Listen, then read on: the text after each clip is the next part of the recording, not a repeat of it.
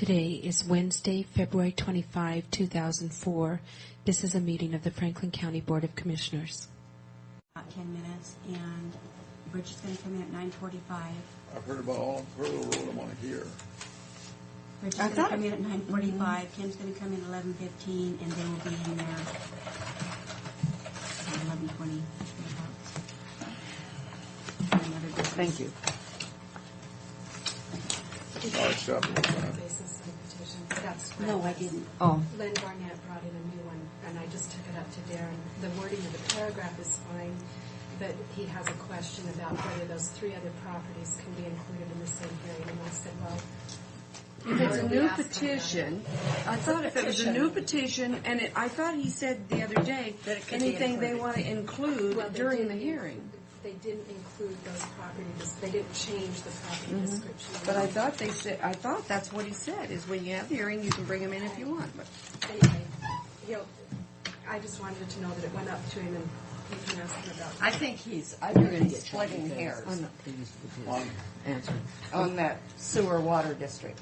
They just, I think the wording in there, the intent was did you there. ever hear the term "watch the commissioner's hands"? Yeah, I don't I think need that's to try to got make a it more guy's got a difficult. gun and he's shooting bullets at our heels, and that's exactly what it's We like. don't need to try to make it more difficult for those people. Dance. Clumsy that I am.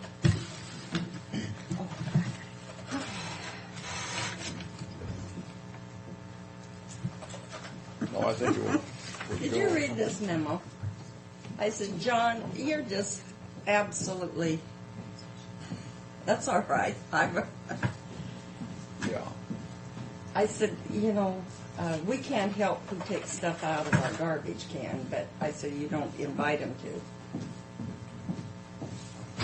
What's that in? Is that in the board manual? Yeah, our Yeah, that's surplus.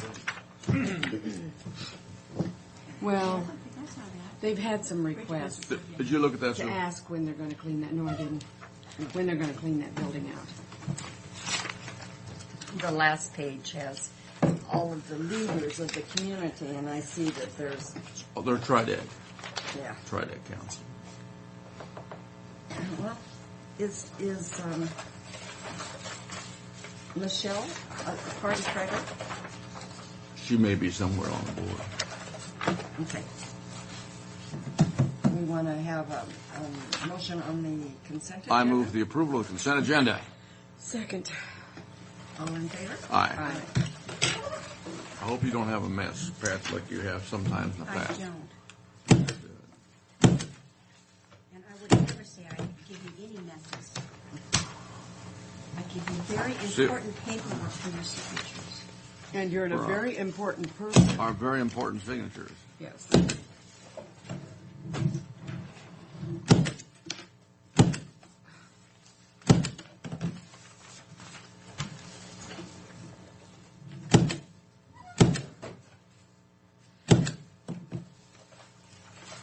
Did anyone read the editorial this morning?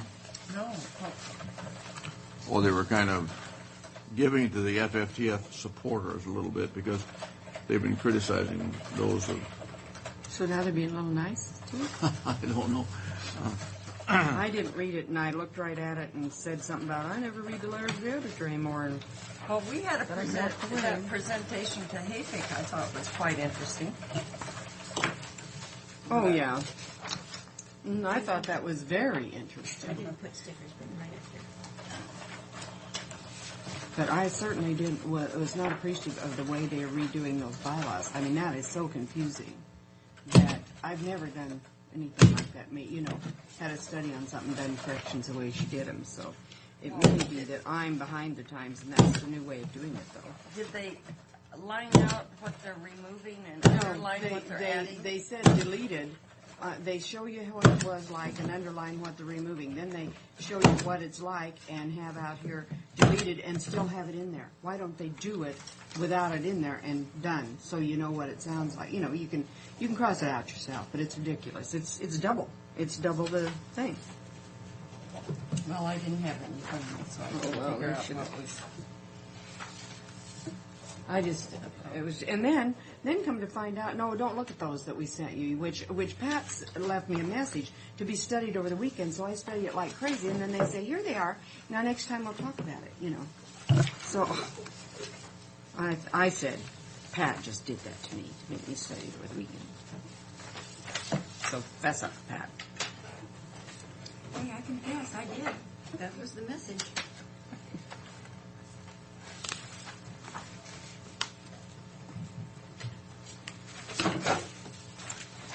Leo called yesterday again about this. This is just for Neva. Yeah, but the back one is for Neva. We just signed one spot. Yeah, just signed. Neva's got two. Good morning. Morning. About the Tri-City Chamber. What happened? He called about the Tri-City Leo Chamber. speaks at the Tri-City Chamber today. He called yesterday to see if we were going to have representation. He has been given that answer, so I don't understand why he's calling again. Because he went overboard to tell us that, no offense, Matt, I'm not being judgmental, but why aren't you there? So Claude, he wants our time, is what he did. Is that what he was asking for? Yeah. He wants us to let them know that he can have our time. Claude's signing both places here. I knew it. How do we- I hope it happens sooner or later. That's normally what I do. I don't like that. And you, Oh, yeah, we'll wipe that out. Sorry, I didn't catch that.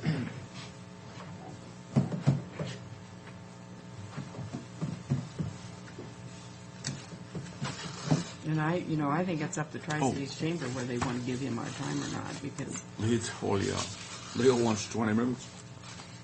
no, he wants his 20 and your 20, I think. Our 20. Or is it I 10 think- and 10? I think it was 10 and 10. Oh. That, I think I'll just go and sit in the audience just to listen to him talk. You might want to press lightly on that. I'm not sure. Oh, And that's yeah, on the no. record. Thank you, Mary. Whoops. Oh, I'm sure I'll I'm do. not sure that, the president of the Tri-City Chamber is on our board. Our board for what? Development Oh, Council. And he didn't say a word to me. No, it's Leo wanting it. That's just No, like, I know, but I meant, he did talk to me after the first slack. Did he? About it. And I said, Pasco Chamber has been in existence for 90 years. And I said, I don't understand. You have West Richland Chamber, and then you have Tri-City Chamber in disguise of Kennewick Chamber. And I said, that's misleading to the public. yeah, we don't like it, and no matter, and then they've made a great explanation that that's who they are and that's what they do. I like that explanation. Yeah. Yeah. Well, what else do you want? They Well- told you. People have taken over countries saying that. What's the problem? And did you read Ann Phillips' letter to the editor about it?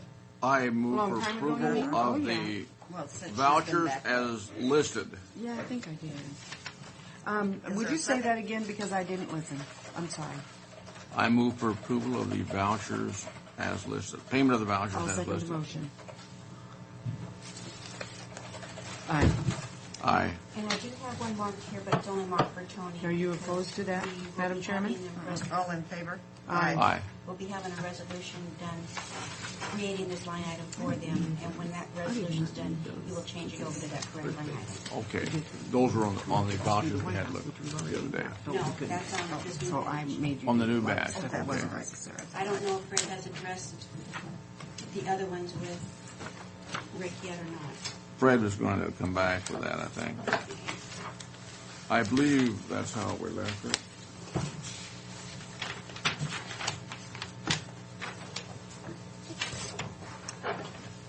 I move the approval of vouchers for the salary clearing payroll and, in the amount of $494,223.27. Second. All in favor? Aye. Yeah, I want to see, one time we have a split vote on that one. On what's that? Payroll voucher. Well, she wasn't with us, so I just thought I'd rub it in, just to make her miserable. I was reading. Well, don't read. Oh, I have to. We'll take those home and read them. I don't want you doing that anymore. I'll call you up and have you say, I can't talk to you, I'm reading. Okay, and since you're signing, I need to tell you that I gave you the wrong date on Monday regarding this egg, the 2004 Washington Egg Summit. Is that the one in Skagit County? Yeah, it's actually on Tuesday, March 23rd, Oh, I thought it was April. and we need to RSVP by March 12th. And I just saw the March 12th date and went with that. You know, I had said no, but I want to reread that. I think that's going to be a pretty Yeah, good because summer. you're all available that day. If you so It was on a board day before, when you gave it before. Is that right? Yeah, actually, because I said March 12th, Yeah. which was but that was a Friday and you guys were all busy. But we have to respond by March 12th, so March 12th. we have to respond. And it's on then. March 23rd. 3rd, which is a Tuesday, from 8 to 4. So do you want to rethink Well, it, or? I'm going to rethink it. Okay. But I don't want to pay to stay overnight. Oh, I have to see if I can find a friend over there. And then, Neva, we got this in the mail, and I couldn't find in the file where we had sent the other things in, but I thought, I'm not sure which one there to mark for the follow, like, we've got Neva, Sue, Fred, Frank, is and this Tim for? Fife. This is for the state plan of operation for the federal personal property program. Oh, that's if we want to buy Right. something out at Hanford, which we never do. Right, but I just put down none, that there was no change to the current list, but I wasn't sure what to mark here under item number 2. They're designated to acquire federal and state surplus property, acquire state property only. I don't know which one of those you want to mark. The only times good would be Public Works. If Public Works wanted to acquire something, or maybe I John. think would do something. acquire federal and state surplus property, and I guess, The first one? Okay, well, I'll type it on here. This is the original, that's just a copy. And if you would sign here then, I will. is that all right? Yeah. Yeah. There's nothing wrong with sending it out, you know. Okay, and I'll just I type mean, it it out. keeps us in the loop, I guess. Yeah. Pat? Oh my gosh. And I know Fred is very busy, and he did not have time to talk to Darren, and I know Darren said that with his schedule, he would like to have something in writing from the board regarding Okay. policy for late fees, so this is just a draft. Please feel free to rewrite it. Well, this isn't a legal document anyhow, it's just, A policy. Letter of request yeah. to get a ruling on it. But when I was in the auditor's office, we refused those. I mean, technically, Shields Bookstore, when Bruce was selling for them, Sounds terrific to me. would charge the different offices a charge because we get the stuff delivered and then they'd bill us, and by the time we get it paid, they'd say we needed to pay them some late charges or interest, and we just refused. And Well- then finally we quit dealing with Shield, Absolutely, that's the way that, and we went to Huss solely because Well, I that's approve of that before the letter. Costco days. yeah. I approve of that letter. So Yes. do we? Yeah, I don't see anything wrong with it at all. Do we need to have it on record? Well, Yeah. I move. Consensus, or you We want can to consent now and then have Yeah. approve the letter when we sign it. Yeah. The letter's printed. Oh, the It's letter's all right. printed. I move approval of a letter to Darren Campbell requesting clarification of a policy regarding late fees and payment thereof for the complete county offices. All in favor? Aye. Hot off the grill. And is this, can I copy this into her? Yes. And I have one more thing. What do I do with it? Here it is. This was hot off the press this morning from Paul Parker.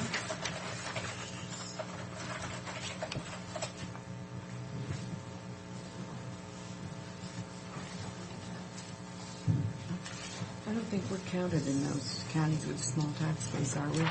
Well, I thought maybe you could look it over and then let me know. Yeah. Maybe Thank you. Are we part of that small county tax base? I don't think so. Yeah. No, are we? We're I think Oh, we are. I Property tax. I think we would be. I think we are.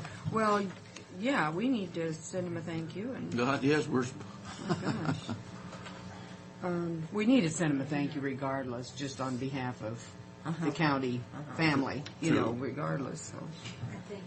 I missed your, send a Here, thank you here, to. dear. To I didn't our read the rest of senators. that, so I don't know what else it requests. Oh, yeah. But I don't know what the rest of that Paul Parker stuff is. Do you need it right now? I've got one too. I just didn't. Oh, okay. I didn't know who the thank you was going to.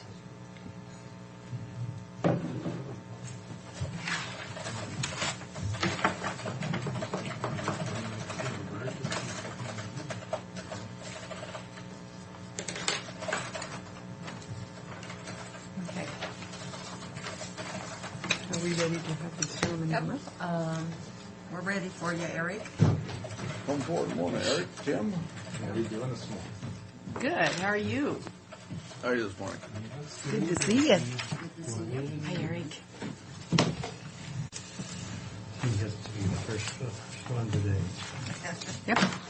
Trying to get everybody lined up for we have the year's schedule, so trying to get somebody find out the dates that work for people.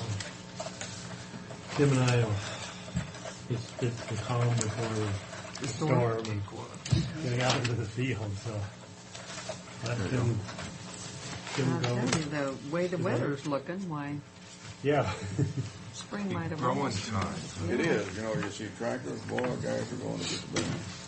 Well, I thought you might be interested in some of the last year's data complete on exports and a little bit about our hay production here. And you can just turn the first page, go to page 2. At first, Yeah, these graphs really are the same thing for that first table, only in graphic form. So you can see in Japan, again, has about 78% of the imports. So this is all the imports into Japan for cubes. And you can see over the last 10 years, it's gradually gone down, but see in 2003, it tended to level off. But I think that's because they were trying to bring extra hay in, kind of stockpiling, so I would expect that later on that will continue to go down. You can see that even more where baled hay is what they're going to now, and it's just continually gone up, are these compressed bales? compressed bales. And you can see how that 2003 jumped way up there. That's really interesting. And that was from, early in the year, because of the port shutdown, January was 70% up. And so it just stayed up for the whole year. It's kind of, Things with the squeeze on Australia and Canada. a little yeah, bit. yeah, we're holding on and picking up a little more. You bet. Canada is still recovering from the drought. Then I thought I'd show you Korea, and you can see that first table is alfalfa baled hay. And you see Korea over the last 10 years has just continually gone up too, so that's good news. And the U.S. has moved right up. 2003 was very good. It's not a lot of baled hay, but at least it's a positive. They need to move up some more. They need to move up some more. Look on the basis of what's available right now. And then you have other baled hay, and that's probably a lot of straw and things. You see we've moved up strongly there and taken share away from Canada and Australia. You see in 2003 they dropped significantly, and then we jumped up. And I think once they lose that share, it's a little hard for them to pick back up. And then the Cuban pellets is fairly minor, and Canada had a lot of that, and you see China's picked back up. They've been down pretty low, and they were the majority of 2002. I didn't change that date. That 1993 Yeah. should be 2003. Yeah, I see that. I guess I didn't finish fixing these columns. So you might mark that table out. Then Taiwan is the next one, and even though they don't have a lot of hay coming in, it's part of it, and you can see we've held our own there. Canada and Australia were really going up until 2000, then they started going down, so we picked back up in 2003. So anyway, the hay exports have been good. As you noticed, there's a lot of hay stacks around. And this next graph might explain why that happened to us. So this is 4-state alfalfa monthly prices for the year 2003. Take a look at California, which is the purple line. And you can see how it dropped there around May, June, way down below the rest of the states. The exporters pretty much went down to California and picked up that hay. And so we were left kind of... What caused that drop, you know? I think it was extra supply they had there. My word, it dropped down below $80. Right, but you can see it's moving back up. The black line is coming back. Yeah, it should be blue, but that's just the way that ribbon works. Okay. Yeah. So now it's up there above ours, yet Washington's staying below that price. And really, California's the driver of price, and maybe some of our people sold off a little cheap there.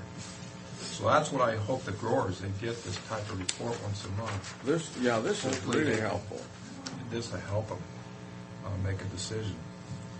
Gosh, look at Oregon's price. Yeah, they stay up there.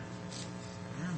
Now, California's projected to have 125,000 acres less than they did last year of hay, and chances are prices are going to stay up there pretty high. And so premium hay will probably be up there at 170, somewhere in there.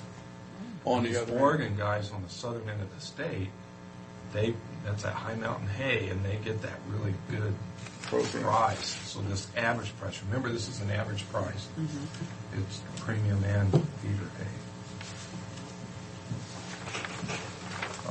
Those graphs are really good.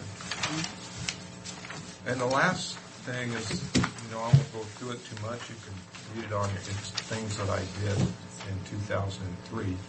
I would like to mention, though, I did am serving on a strategic planning group for alfalfa seed production and went down to Idaho last week to participate in that. And it's mostly trying to figure out what the growers are using for pesticides and making sure that we can keep those pesticides around. I think the commodity, they're doing that for onions, they're doing it, I think, for potatoes and a number of crops. I suggested we ought to be doing it on hay because that's one of our biggest commodities in this country. And it probably needs it the worst. And the problem is the growers are just not that well organized for hay. Now they are in seed production, but they're not in hay. And they kind of went for that. So maybe one of my new goals for next year is to try to get that strategic plan for hay. Hay is always going to be loose knit because you don't have to go through a processor. And the others you have to be processed. You don't. Right. It would require a lot of organization. Yeah, it's difficult. Yeah, but we still could probably get 10 or 12 good growers together to write up a nice strategic plan. At least it might be a start. A couple other things that expand on some of the goals I had for last year I'll be continuing with, like the alfalfa variety trials, looking at weevils, hay wrapping studies. I'd like to put out some trials to look at stem nematode resistance on the varieties we have, and then some trials on root knot nematode to test varieties that we currently have.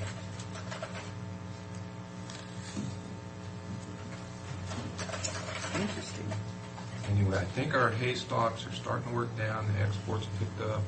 Positive, our acreages will be down. I don't know if it'll recover. I know one of the growers was a little upset with me when I was doing these correlations from 4 or 5 years back on these cycles. And I've done that every year, and it's been right on target. Not trying to tell them price, but showing them correlations with price. And this would be a year that would show it being below $90 all year long. And I stated that trends are made to be broken, and hopefully the acreage drop, those kind of things. And really what they should be planning on doing is going for hay quality now. Instead of, those guys that were cut 4 times should probably be cutting 5 times this year, so to make sure they're able to market their hay. It used to be we cut 3 times. Yeah, I know. You gotta have stems as big as your little finger. Wait a minute, cutting 5 times, how does that improve the quality? Quality goes down with maturity of the crop. Okay. I understand. Sure. Yeah. So as it blooms, if it's in full Good bloom, fresh. it's at its lowest quality, which is okay for horses. They don't need that real high. If it's Yeah. dairy, and any buyers trying to look for export hay would be Yeah. looking for the best hay. I see. So like Chet Gann out in Walla Walla, he lives in Pasco, but he last year, last 2 years, he cut 4 times because you get better yields. So he's going for the yields, And and it's you can get the cheaper. price. We always Yeah, you don't cut have to- 4 times. Yeah. But on the this year, it might be best that he cuts 5 times to To get get the better the price. quality so he can sell it for a better price and make sure he can sell it. Uh-huh. So that's the kind of thing I hope they use this data for each month to be able to determine their enterprise. Man, they're going to have to, that's going to be pretty rough because you can't count on the rainstorms. You know, I mean, you can't schedule the rainstorms if you That's- could. Yeah. Except that when you cut it. Yeah, you can. It rains. When I Yeah, cut it, it you always cut it right, rains. especially that first cut, right? In first cutting, yes, The absolutely. most valuable cut is when they get the rain. Yeah. I just, Go ahead. if you're finished, a couple of things I wanted to add this morning.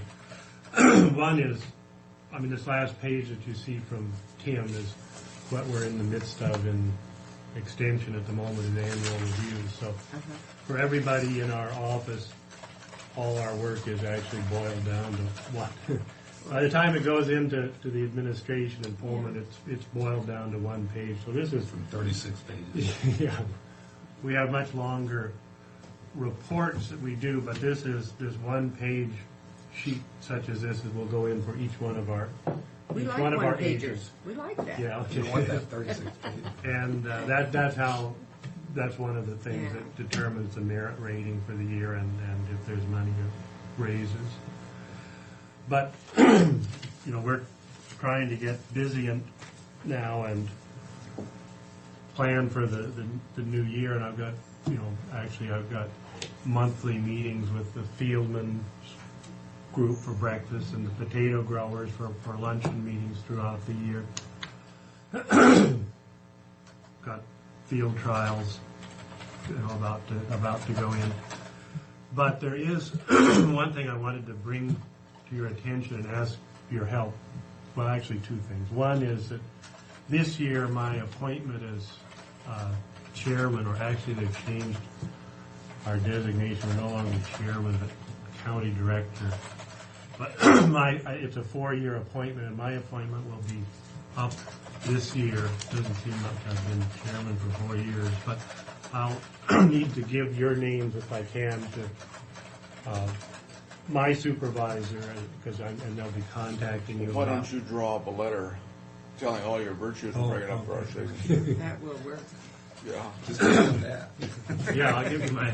Well, will we see those 1-pagers from the other people? in I'd be your happy office? to give I would those be to you. I'll be finishing And- those up this yeah. week, I hope. And This is is one that, this is kind of a preliminary. Yeah, I have to What go I submitted. through that. But It'd be I'd be kinda happy nice to to show you see- that for each those, one of them. Yeah, I don't have them for Benton County. Uh-huh. agents. Is So Lori we- on cloud 9 with her son I winning just wanted to state? ask you, Yeah, is she that will her watch. boy? Because I assumed I it didn't was. hear she didn't say a word. She Oh. walked into She just walked in this Well, morning you know, before the we. newspaper was very complimentary to that boy, not just in what he did on the mat, but his attitude. Well, that's great. Really Well, a her beautiful older story. boy is wrestling for, is it Ohio State? What's the big wrestling team? Well, you have to go to Iowa. Iowa. Iowa. Iowa, I think Iowa he's, State, and he's the in rest. one of those. Ohio Well, State it's has something been- a little guy can do, when it's But these boys are from Kennewick, the twins, the Keller boys, went back To to Oklahoma. Oklahoma's got a good Oklahoma, one. yeah. Oh. And They they got a were good the one, too. they were the first big names in this area, those Keller boys. So that's it. And then, so you'll be hearing more about this. The other thing is and I just wondered, this was specifically for Frank, if you might be available on March 19th for a meeting. And this is the administration in Pullman doesn't always know what's going on out in the counties. And as far as my assignment this is not my assignment as chairman, but as with vegetable crops, there are really only 2 of us in eastern Washington that have an assignment with vegetable crops. Gary Pelter in Grand Adams County and myself. And both of us, within a year or a year and a half, both of us will be eligible for retirement due to our advancing age. It's not that we have made it, not that we've decided to take that opportunity, but It's open. it's a possibility, and you never know what WSU is going to do. And we wanted to make them, before this gets close, to make the administrators aware of the importance of the vegetable industry in Washington. And so we were inviting a number of the people we work with to a meeting, because our director, Linda Fox, will be at Prosser on that day. And so we're trying to bring a group of people together just to meet with her and tell her and the other administrators that there is there's sometimes, although these sheets go in, and plus the 36-pager go in every year, it's amazing how little they recognize of the importance of the industry here in the state. I'd be happy to help anywhere I can. Okay, and the reason I asked Frank is because you were involved. You like him better, I know. Well, because you were involved in the selection process for Tim, and so I think you know sort of that process a little bit. Well, that's just fine, but I just want you to know that my neighbors kept coming to my house to ask me how I grew those wonderful tomatoes. Well, it's, we had one of the new dean of the college spoke to the county chairman, and he's had a lifetime in agriculture, so we're very happy that he's acting dean. But he spoke to us, and he was telling about the importance of, he mentioned vegetables, and the only vegetable that came to mind with him was we have a big onion industry in Washington, and it's sweet onions. And that was the only onion production that he was aware of in the state. And sweet onions is small compared to the dry bulb onions that we grow. So and he's one of the more knowledgeable people, but the WSU has not done a great deal in vegetables for a number of years, and we want them to get busy. And just look at our county alone here. Yeah. My word. Yeah, when I came, there were maybe four of us working with vegetables. Was he referring to the Walla Walla Sweets? Yeah, that was the only onion production that Those they 5 were acre aware of. tracts that they'll make grow half of them in onions, But he wasn't aware of that.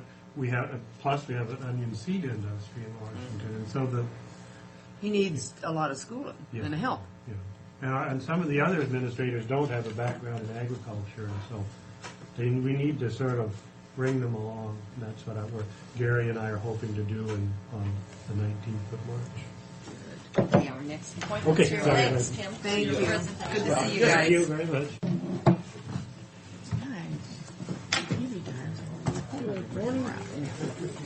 Good morning, sir.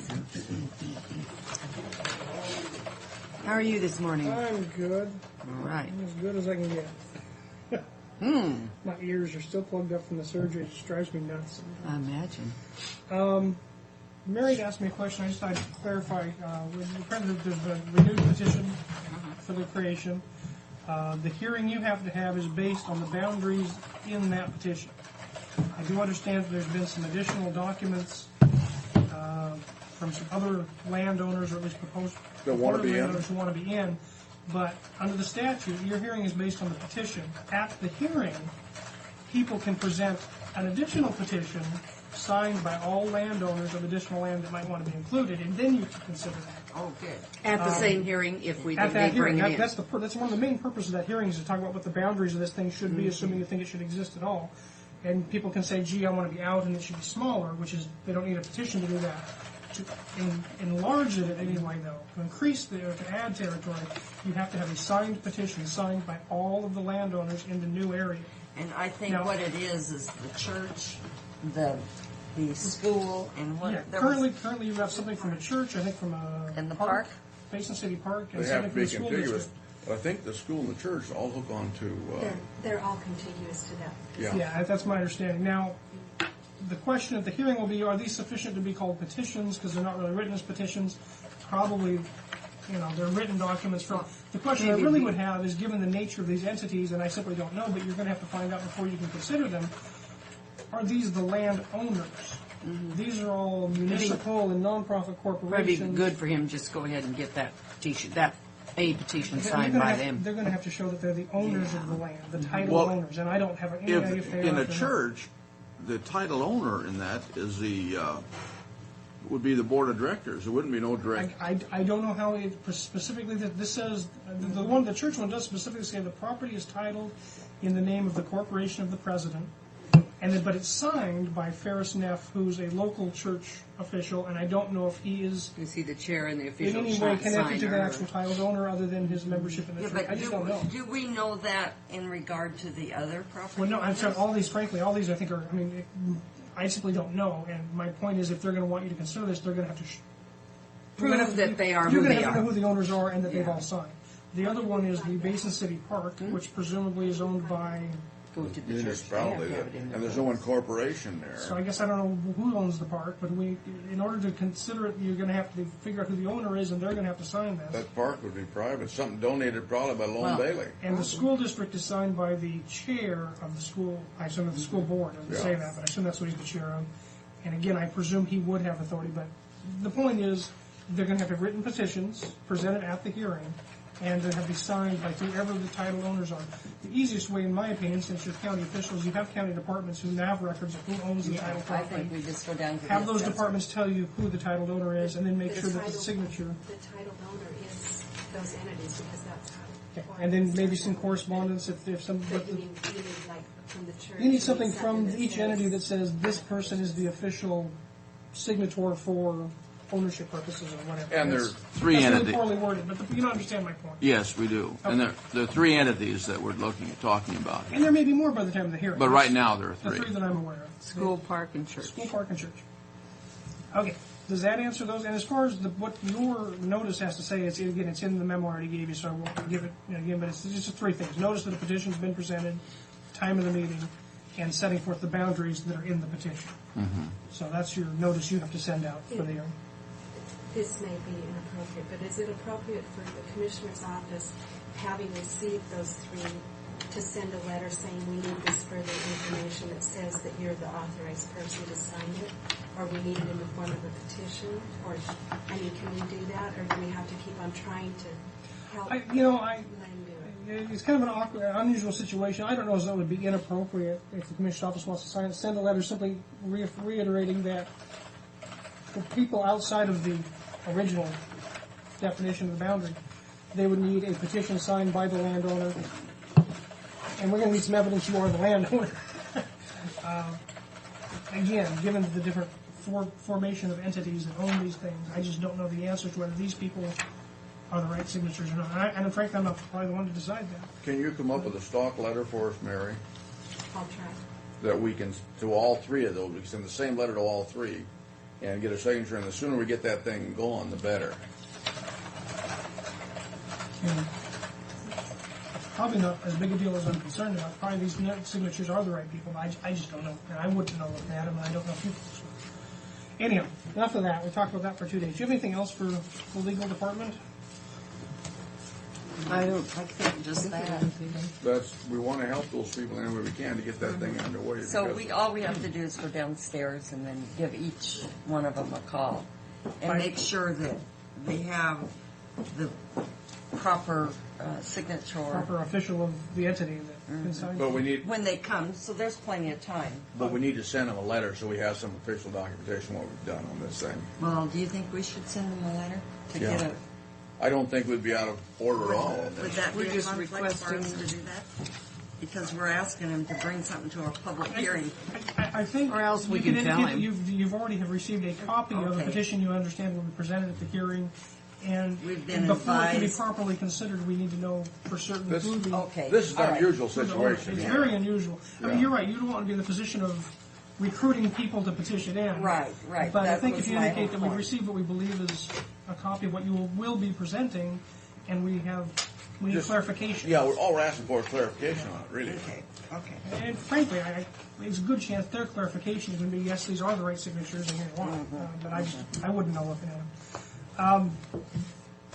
We'll talk about... Because it stands to reason that a school would like to be on. I think they're on this- Anton Price. I think they're hooked into with Anton now, I believe. Yeah, but if this is going to be a true, I just remember when they expanded that school, they had to put in a huge water system. But I think, Fire, and they had signs that say water is high in nitrates, at least for my kids.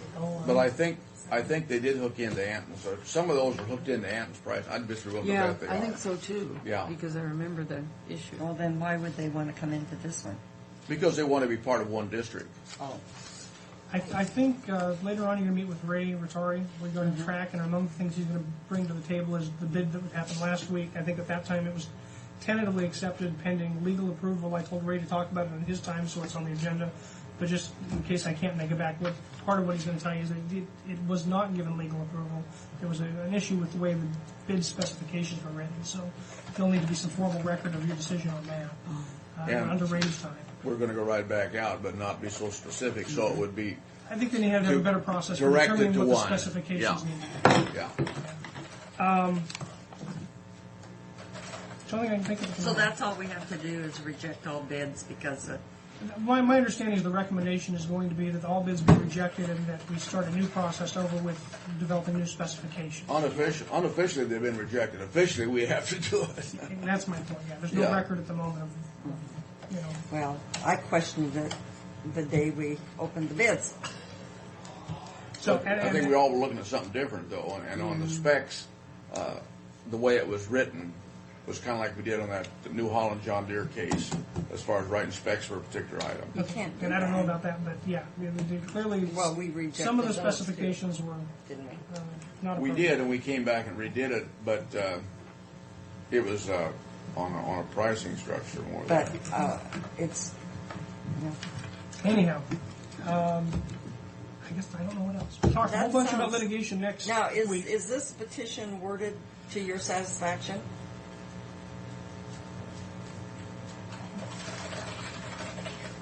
Oh, I shouldn't ask that? It, Well, if it isn't, it would have been, I would have preferred they simply copied the language from the statute that I indicated in my opinion needs to be in there. But unless it's challenged, I've talked about, Steve and I talked about this as well. I think this is probably sufficient. unless it's challenged, there'd be no reason to worry about it, isn't that right? Yeah, I mean, again, frankly, off the top of my head, I don't even know what the remedy would be if somebody wanted to argue later on. I suppose the remedy would be dissolution of the district, I suppose. I'm not even sure well, if that's... they want to argue later on, they should have come up and spoken at the time. I understand. Anyhow, Of course, anybody can do it anything. was not the preferred language that we asked to be put in, but I probably... We can live with it. Okay, good. We're going to Thank you. All right, you're welcome. And Mary, you'll come up with the letters. Do you want them to go out under just Neva or just me asking for more? No, I think it better be under a chairman's signature. Okay. But we need to go downstairs and get that information. That's why these three, the property names are those three entities. But what we don't have is Is- notice from, saying that. Like authorized if so-and-so to is sign the it. chairman and authorized, okay. Is that all? But see, some of that information may not be available downstairs. Yeah, no, Mary said that those entities are owners. We have gone down, that's why we knew to go get them, because when Zona had us check the property description and it didn't include those three that they thought it had. So- And the park, out there. I bet Lone Bailey, when he set that up, Lone Bailey donated that park, and I wonder who he donated it to. To the park. Committee, the park, I don't know, anyway, it's in the name of the park board or something Okay. like that. Because I know Lone, I'm sure that Lone donated that ground. And Len Barnett knew that Lynn Appick was the one to sign that. So I think the school board, wouldn't that kind of be, well, I guess we still need to send them a letter, maybe asking them to make it, to give us Authorizing the chairman to sign the petition. Chairman is the spokesman for the school board. Good morning. Good morning. Leslie I don't speaking. see, I have a little trouble with that. Fred Are Bowen is your on name there. Fred? I am Fred this morning, yes. But we're not supposed We're not to have there yet. Fred till But they're then. switching it around He because switched it of- around. Somebody was coming in. somebody was coming in and they wanted to get a hold of him and say come earlier than in the time they were going to have that hearing. It's Mr. Dick. They didn't, Pat didn't realize we canceled that hearing, so. She didn't. Well, anyway. Okay, so to begin with, for the most part, I mean, this is all pretty standard, easy stuff. Beacons Northwest, we had them do a professional services contract, and Darren approved it and has looked at it. And we approved it Right, previously, right. We accepted their bid. yeah. So now we're doing So it this by is the official. Is this the Resolution. corrected bid then? Yes. Yeah, we need a resolution number. What do you mean? I moved they forgot to put prevailing wage in. But we don't need it. Darren looked at it. Oh, we and don't need it? We do not need it. Wonderful. I move approval of the professional services contract with Beacons Northwest. Yeah, we're gonna have to have a resolution number on it. Second. Second, what is it? 104. Aye. All in favor?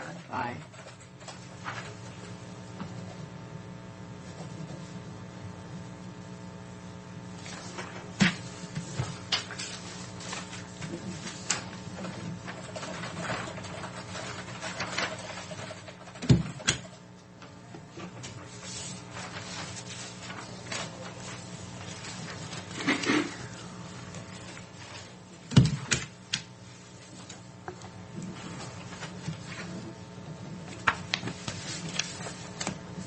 Can you get me to stamp the first page of the contract?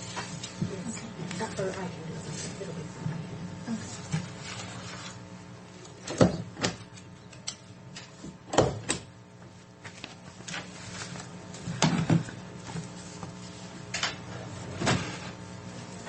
That was a rather interesting moving meeting yesterday.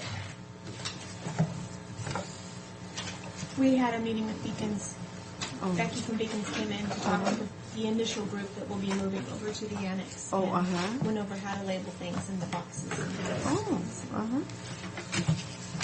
It'd be a lot of work, Yes, it is. Oh, boy. But then you'll know what you've got when but you we get there. need to get started.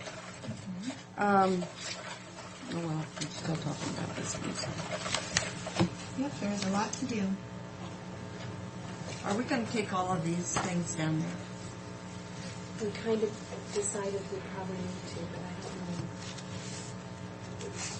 Part of our problem is that the auditor's office only keeps like 2 or 3 years of minutes, and so when we need to go look at an exhibit, we can't find it unless we use our copies, unless it just happens to be the years that they have. Although theirs will be down there because that's where they store them, so. But we're hesitant because we've had so many times when we couldn't find them. So, when it took several days. So we have them here. So we have them so that we can find them and not go through that. There's no dollar amount that I see on this resolution. On which one? Exhibit A. That's what Pardon? I'm looking Are at. you looking for Beacons? No. Exhibit- No, I'm looking at the fair. I'm looking at the fair. Oh, I don't see a dollar amount in here. it is $10,000. We know, Yeah, it is, but I don't see it on the Not in here. resolution. Unless, It should be on the resolution. Do you It's want not on there. to pull that up for me? 2004. you know what? Do we still call it a partnership? That's what the paperwork that they gave me. Because I think it's a sponsorship. Well, it was a sponsorship last year. Yeah, they probably It's- pulled the old papers out. It's still a sponsorship. It's, But it's Would not you like here me in to this. call them? Let's And let change them the know that wording they're- and say. Well, they can do that later, but see, it says partnership in here, and that's We don't want to scary. be a partner with them as far as, Right. we don't have anything to say, period. You can't be a Well, partner. that's Partner, plus the fact if they sponsor. run short. Between things. That's why we don't have anything to say. And they, Yeah. Well, Let's just put in here in our well, resolution. no, Let's wait a just- minute. let's just say Hold on here, just a second, though. The attached Benton Franklin Fair and Rodeo sponsorship between Franklin County and the Benton, does that sound right? Or was it with well, I think, regarding Franklin County and, I mean, does I thought between do anything? I thought between Benton and Franklin, we sponsored.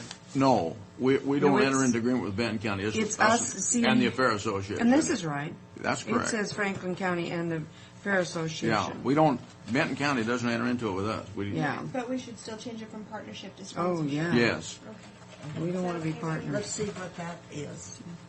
and then have See, the, it and says have it the on the dollar top. They amount. just forgot. It says says- sponsorship on top. But they just didn't, the bottom line doesn't say it. It says sponsorship And it says package. it in there, but it still needs to, that partnership needs to be taken out.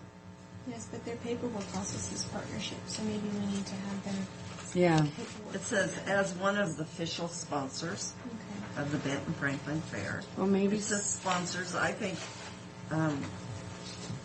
Let's go ahead and approve it, but let's put the dollar amount in here. yeah. And it's $10,000. $10,000, and amount that's of- what we've You agreed to just put do. that on the end, in the amount of $10,000. That was the amount we budgeted for. now do I sign this?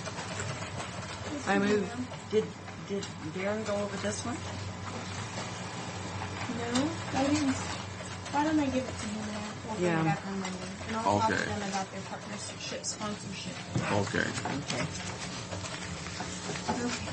yes, your Number partner three. is sponsoring.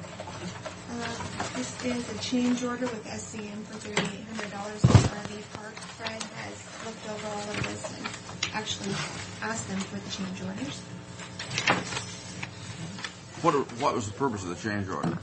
It is to install photoelectric lights. Instead of flipping a switch for the lights, it has the photo sensors that comes on when it gets dark.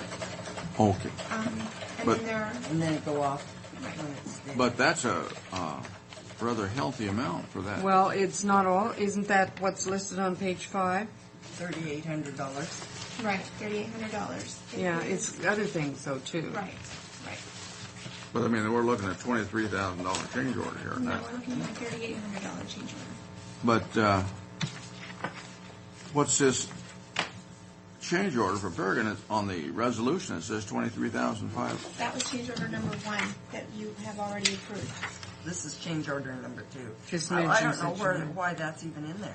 Why would- Because it mentions which change order it is, To keep it, so that we acknowledge we had that change order. But again, if we've approved it, and for whatever purpose, I mean, it's confusing when you start setting the change order here, really.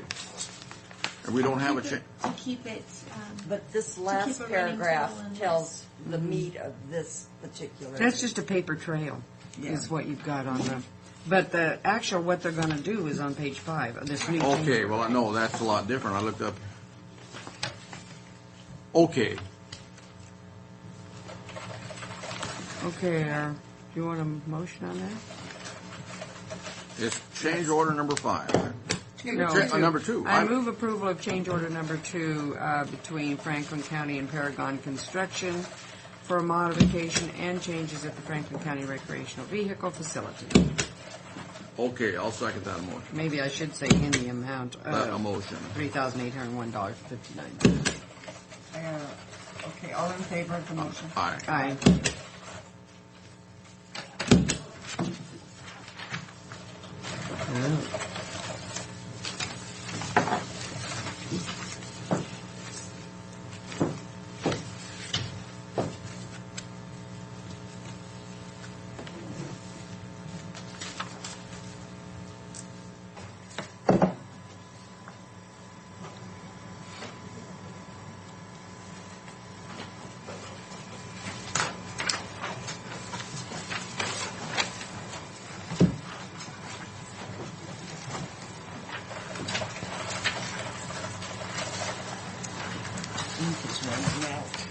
hold it straight up. Maybe that'll help. That changes my signature, Sue. Well, I sign different every time. That's so they can never catch ya.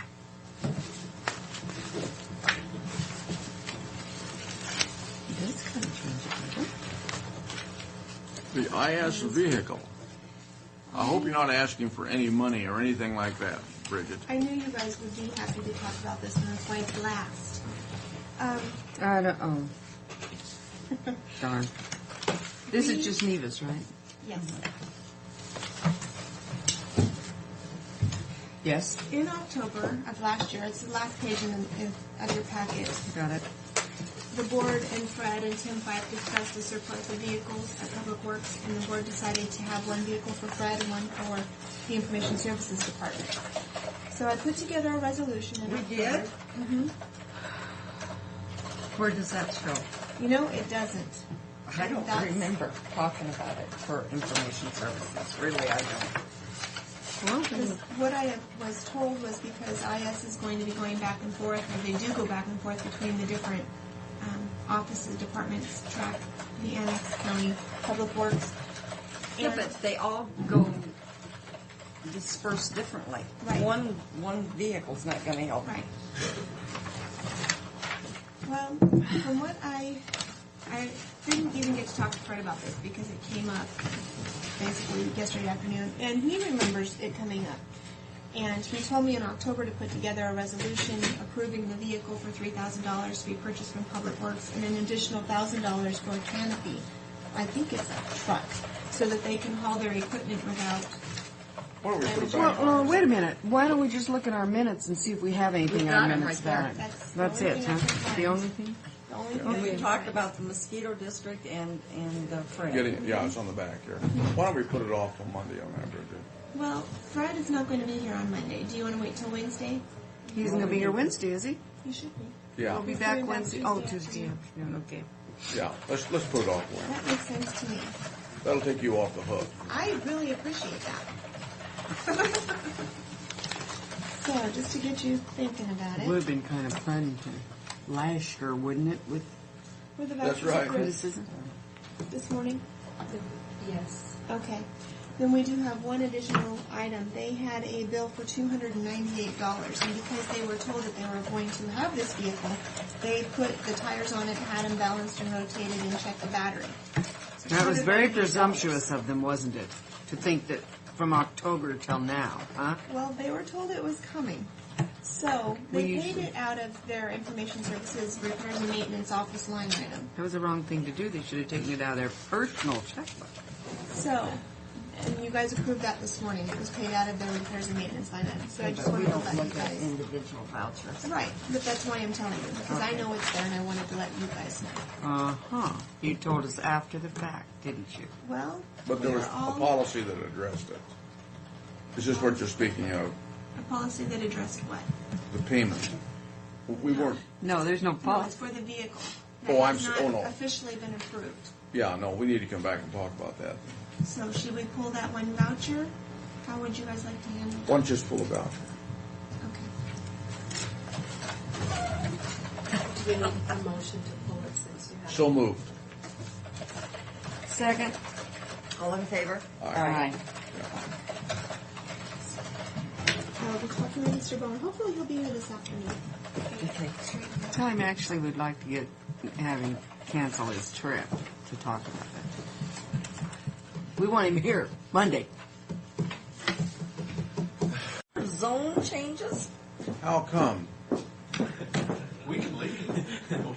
What are you guys These will be doing in here? easy. Now, these are going to be easy, right? Every time I see him, we have trouble. I know it. And But- we have to think, We can do too. like Garfield County does when they send out the registry for, all the officials, and it says planning and building departments in all counties, it says, it lists all their names. Garfield County says Board of County Commissioners. I find it- They don't have a plan. They don't have planning though there, do they? They don't have officials. We just have to do it. I want to say they only have like What's that all up? 10 or 15 people that work in the courthouse. Yeah, at Dean least. Burton is a very versatile commissioner. Yes, he is. It's going to serve him right to be state president. I don't see how he can do that. From that little county, Yeah, because, Madam Chairman, can they come forward? yeah, I asked him. Oh. The public meetings, We're not there is very no smart. public testimony. there's no public. Today's your all right, Neil. Thank you. We'll make sure everybody gets it today. Okay, it's 10 o'clock and you're here for a public meeting on conditional use permit 2003-19 for William Bennett and Jim Weinbarger. Cat Tracks, an application for a conditional use permit to operate a gravel pit on approximately 160 acres in agricultural production. Make known that Brock, Corcoran, Miller are present along with Mary Withers, Corcoran Board, Greg Went, and Jared Person Corners, and no one's in the audience. And who's going to do this? I will. Okay. This is, we've been working on this for about 6 months. Different issues have come up with this, but it's essentially, it's a gravel pit on 160 acres, just outside Mesa. It's located northeast of Mesa along the northwest side of 395, adjacent to the Burlington Northern Rail right-of-way and adjacent to the pond known as Railroad Pond. The pond is approximately 10 acres in size. It's, as you're aware, it's a popular regional fishing pond. It is designated a critical area under our county ordinances. And the rationale for that is because it's stocked by Fish and Wildlife, which kind of kicks it into a different realm. They have an agreement with Fish and Wildlife to stock it. It's a kind of a handshake agreement, so nothing really in writing with them. The Planning Commission did review the application for the gravel pit on February 3rd and recommended approval with a unanimous vote with the following 6 findings and 14 conditions. And I'll go through those. Go ahead. Okay. This copy of our 2002 aerial just kind of gets you familiarized. This is the city of Mesa down here. This is Highway 395 that comes through here. This is the railroad right-of-way that comes out of the northwest corner of the city limits of Mesa. Here is the 160 acres that's owned by Mr. Bennett. The property is accessed off of a city street here in Mesa up through the railroad right-of-way, and then to a point here where it crosses railroad property outside of the right-of-way and into the 160 acres. And they have worked out the details on the legal access getting up through here on this private right-of-way at this point. So that's what the delay was. They were working on obtaining their legal access. There was no other access to it. There is up through this way. I Well, believe, what I was private wondering access. is how do people get to the fishing pond? Well, see, that's the good question. It's open to the public. The landowner's working with Fish and Wildlife to let people in there, but the legal access has never been really established. It's always just kind of. But that would be, upon that size, he doesn't have to grant access, the guy No. owns the ground. He does not. No, He can shut this off at any time. yeah. It is stocked with state fish. The state stocks it with fish, game fish. Who owns that ground? They have a gentleman. William Bennett. Well, Bennett, that's what I was thinking. It's a gentleman's agreement at this point between the state and Mr. Bennett, and supposedly they're working out some sort of lease, long-term lease or something along those lines. But he could have conceivably said. Shut them down. Yeah. And he doesn't want to do that. He Right wants to after do the that. Fish and Wildlife No, starts. I was thinking of the right of way. I wasn't thinking of getting to the pond To you know, fish. For people like me, if I wanted to go up there and fish, I wouldn't have any right to go across the railroad right away.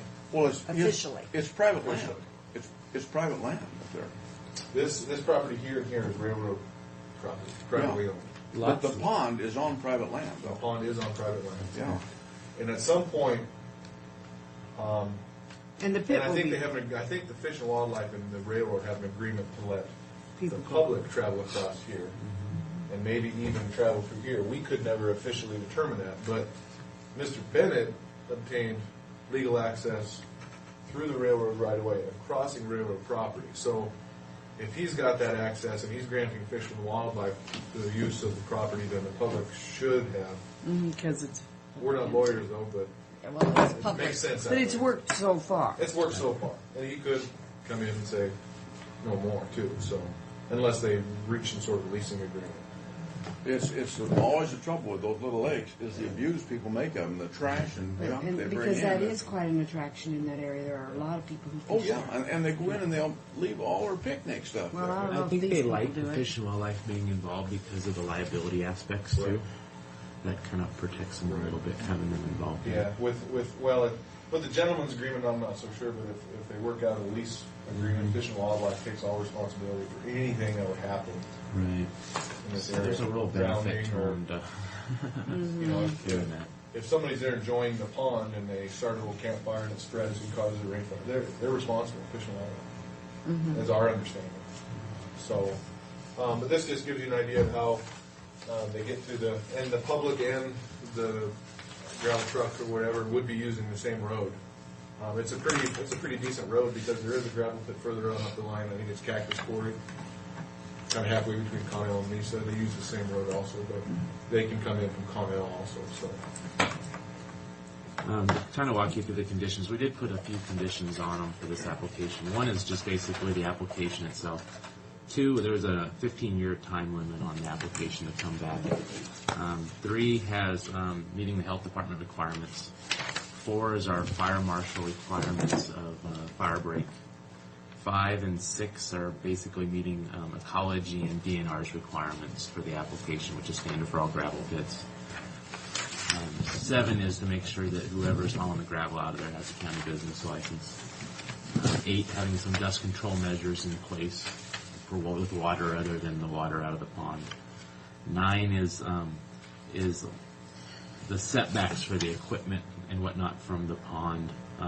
The Planning Commission chose to put a 40-foot setback from the edge of the pond, putting up a temporary chain link fence if they plan on storing any equipment out there for safety with all the kids that go out there and whatnot. Let me ask you a question Sure. on that. Sure. Would there be the same requirement, just suppose you said, I don't want this to be stocked, I don't want it to be public, would the requirement be the same? Probably, I think we would have had to look at it different because it wouldn't have been a critical area per se. And if not, then they probably wouldn't have been as open to doing these, because they're fine with the conditions. They're going to be able to meet them and comply with them just fine. Well, I'm just asking a question. I because probably wouldn't have gone down that road if it hadn't been a designated critical area. And open to the public. Right, Yeah. and open to the public. Because then it would just been a guy's farm pond. So putting up a silt fence, and then just the other standards, making sure they're in compliance if they ever want to transfer it, and our standard language. So You know, and the silt fence is something to keep the dust and sediment and everything from right, going in and choking out the fish. in it protects the pond. water And quality. they're open to it, too. So. Yeah, they were fine with all these. Silk fence. Dirt, sand. You've seen them at construction sites. It's an orange fencing. Uh-huh. It's basically that. It It's goes underground and yeah, you But put it isn't so it- far into the ground and it sticks up 3 or 4 feet high, and what it does is that keeps the ugly orange Yeah. fence. stuff. Yeah. It keeps the God. It keeps the dust and all the dirt from going and From and, going. and getting. But it has going. holes in it, doesn't it? No. No? This is going to Well, be there's- solid? there is different. The stuff that most people see is just a temporary With the restraining holes, fence. yeah. The holes, okay. Yeah. I But was this going to say, is- how does dust keep Yeah. This is a fine mesh type. Right. Oh, okay. And they'll just put it up in the area where they'll be working at. I mean, if they got one little area going, then they can go and just put that up. I mean, it's. And I don't think it necessarily has to be orange. I mean, there's I'd black suggest it and- would make it any color but that orange. God. Yeah. So, just a way to kind of protect the people out there and protect the water quality. So. Okay, is there a motion? Or questions? Any more?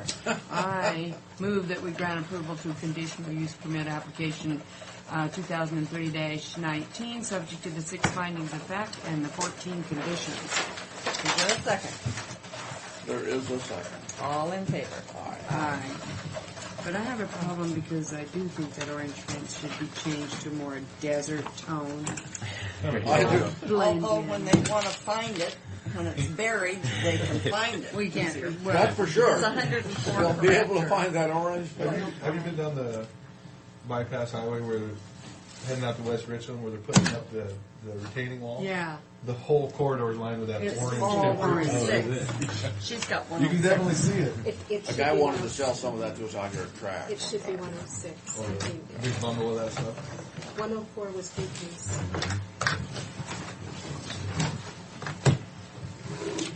Well, let's see. So 105 is right. Yeah, it changed to 106.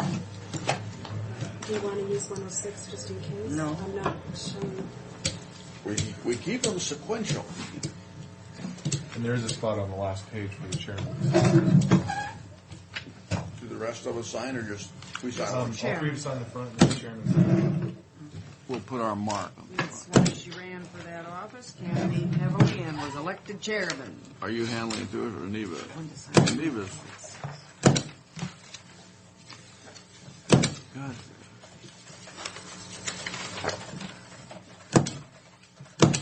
You gotta be tough to work on this board.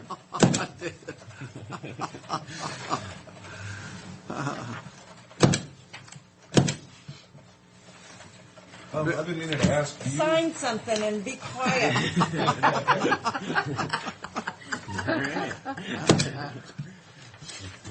Hey, not all the stuff's on. I've been meaning to ask, do you, we have, How come you're here? I thought I sent you to the unemployment office yesterday. You did. they told me to come back to work. Who did? The unemployment They wouldn't accept you? Yeah, they said, they wouldn't even let me in the door. Rejected from the unemployment office. He made a smart aleck remark, so I fired him all in fun. yesterday. Well, you certainly will get support here. I don't know. I don't want to break in a new smart alley. I will refrain from all comments from here on out that are not appropriate and professional. Right. They'll be very Right, quiet. right. How'd you do that Scouts honor? I don't know. How far did you get in Scouts? Well, not an eagle. No, bet. I didn't Oh, make an eagle. Line or star. I don't remember. I made it all the way to second class. That's right after 10. I didn't get too far. But I've been meaning to ask, we have bundles and reams and reams of these old commissioner letterheads, these ones here. Do you mind if we use those up, or No, I do think you want us to use the... What's No, what's let's use these up. I hate throwing them away. why are they old? I mean, what's the Well, difference? you have your new with the green courthouse in the middle. Oh yeah, no, let's use these up because I don't think anybody's scrutinizing them. I mean, we have probably These are our records 20 here. reams for Yeah. these things. I don't know how we got Oh, them. let's use them up. Yeah, oh yeah.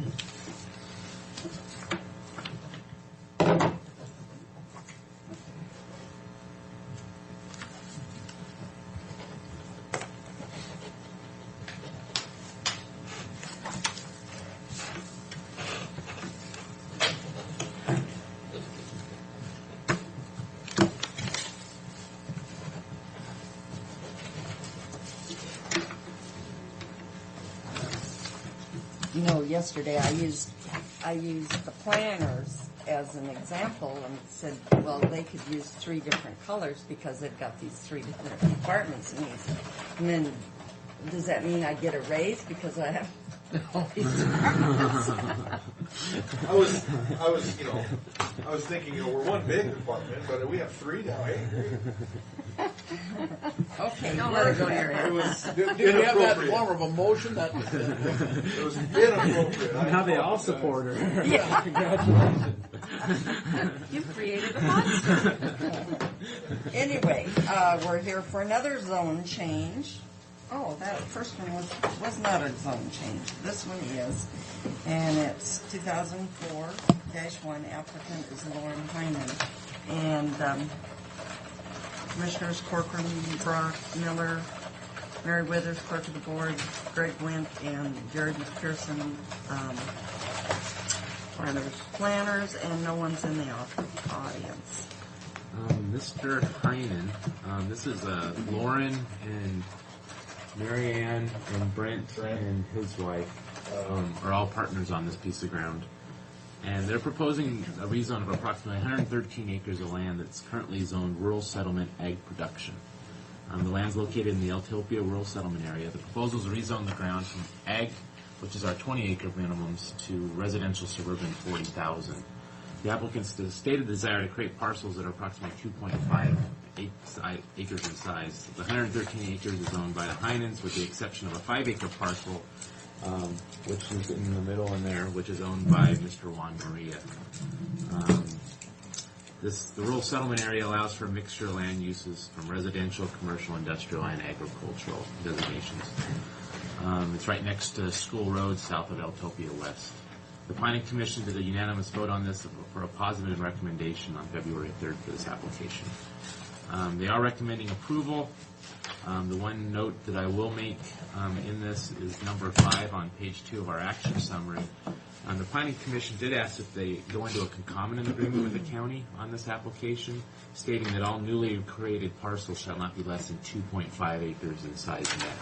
The rationale for that is out in our rural settlement areas for residential, we have a 1-acre zoning and a 5-acre zoning. They felt that ones might be a little bit too small, so they... For this area. Right, and so they asked them to go to 2.5 instead of going all the way to 5s. But that's a good place for this kind of zoning out there. And a lot of people didn't understand. I mean, a lot of people came to the hearing because the request was for a 1-acre rezone. That doesn't mean that the individual has to plat the property in the 1 acres. And there was some confusion there. So it's just a kind of a go-between between you have 1 acre and 5 acre. And if you want to have things less than 5, then you got to go with the smaller zone. So, but we can control that through the concomitant agreement of 2.5 acres. Here is 2 different maps side by side. Here is a copy of our 2002 aerials with the parcel overlay, as well as over here with the parcel overlay on the zoning. Now, is that green there, the RS-40? That's just out west of the town of Eltopia itself, right next to the irrigation district. Correct. The road, here's the interchange there, and it comes up through here, and then it goes up the hill, right about here, and comes around. And this is down in the platted area. Are there houses on that? Yes. Oh. I mean, there are some. Down in the town. Yeah, down in It's through all here. those tiny lots. There's a couple here, and here is the irrigation district. And there's one nice house in this zoned area, right? Yeah, this is Mr. Juan Maria that lives here. That's part of the rezone. He is a hired man for the Heinens. He has a nice little stick-built home here. This all came about because Mr. Heinen came in and wanted to sell a 5-acre tract to another family friend or something along those lines, and he assumed he had a 5-acre tract that was already divided out. But what had happened is there was 5 or 6 5-acre tracts right through here that were surveyed but never recorded. Oh, see, that people thought when they surveyed, and those had to be recorded, that was all they had That to was do. it. Oh, And they were surveyed it back when 5-acre sites were okay. Yeah. But it just Uh-huh. it Never got recorded. parceled out See, by and the that's assessor. what another gentleman that was in here.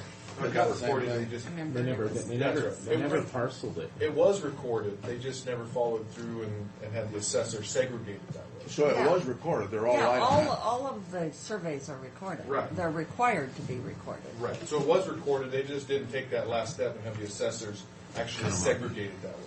How will that affect them now? Then? They'll have to come back in and do a plat. But they will be able to do the plat on it though. Yes. Yeah, if you By approve the rezone. rezone. Okay. So that's what started it all, and he initially submitted an application to rezone just the area that was part of that record survey, and then he thought, I'm paying $700 to Might as rezone well this do it portion, all. I might as well do everything that falls within the boundary, so that's the rationale. That's what happened. Oh, okay. And he's going to have a mixture of, he might have a 10-acre chunk, a 15-acre chunk, a bunch of 2.5s. Yeah. Just because there's... The lay of the land. Yeah, it's really rocky in there, and they got some hillside, and it's just going to be a real mixture in there. So it'll be nice, hopefully. But he has been pretty vocal on, he wanted 2.5s because he thought 5s were too large for a lot of people to take care of, and he didn't And a want the 1 junk cars and so he's been thinking it through pretty good. And he's right. He's right. 5 acres is too much for most people, I want to tell you. Right now, he's doing a 2-lot short plat. He's going to do the farm and cut off one more 5-acre tract. And then he's going to, in a few future, he's going to come back in and work on a development plan. So he's just going to do one of Any more And the questions? proposal is to go from ag, orange, to green, which is the RS40. I have no questions. I have none. Okay. I entertain a motion. I move we grant approval of zone change application, zone change 2004-01, subject to 5 findings of fact. Is there a second? Second. And this is an ordinance. All in favor? Aye. Aye. What's the number, Mary? 4/2020.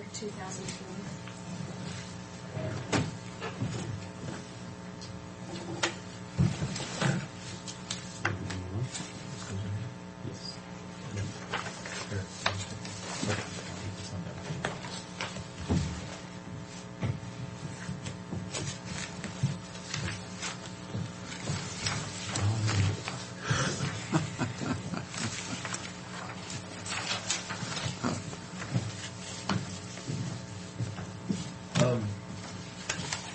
I'd hope to either have Greg or I or both of us sit down individually with the board members today if they have time to talk a little bit about our closed record hearing on Monday morning.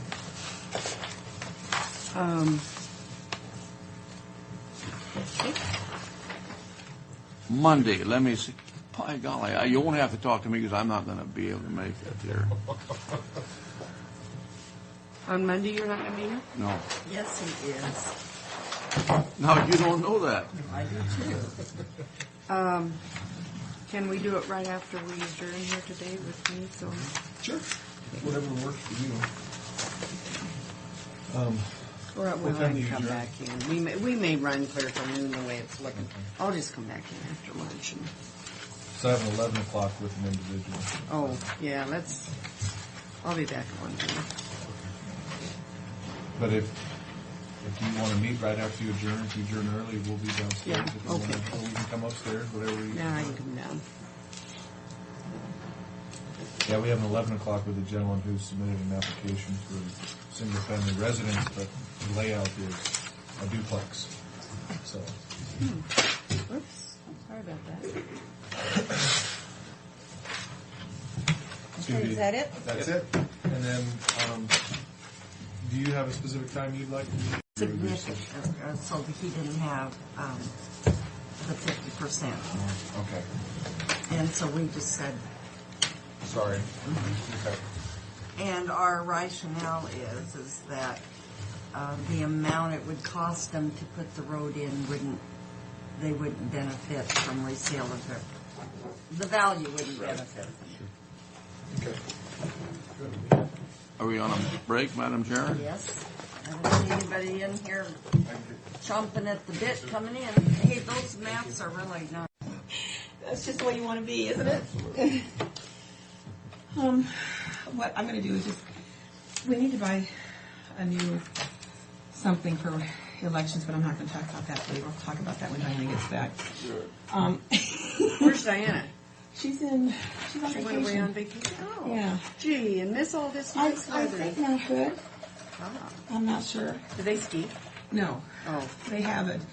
They have a timeshare. Oh. I'm not sure if that's the right term. They take Yeah, their kids Yeah, out of that school? probably is a timeshare. Or they take They the go. They have different places they can go all over. On timeshare. So they can spend so many weeks in Palm Springs if they want, or in Hawaii or whatever. Yeah, just wherever they A lot of find people it. have timeshares. They really like it. It's really flexible for them, and it works out. It's a good thing for them.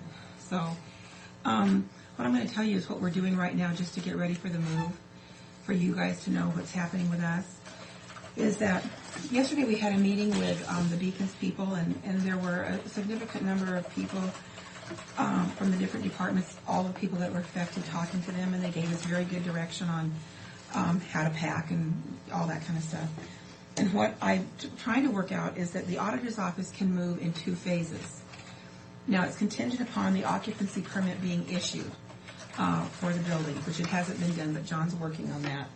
But we're going to try to move next week, the first week in March, we're going to try to move the accounting department and the elections department and Sue booth. So that Sue will be down there, and I'll be here. The following week, we're going to move licensing and recording. What we're trying to do, it's important for you to know that on Thursday the 11th, the licensing department will be shut down. We're not going to be taking money. The way licensing works, they don't allow anyone else to operate or move their equipment. You don't even unplug their printer. That's in the contract. They move their stuff.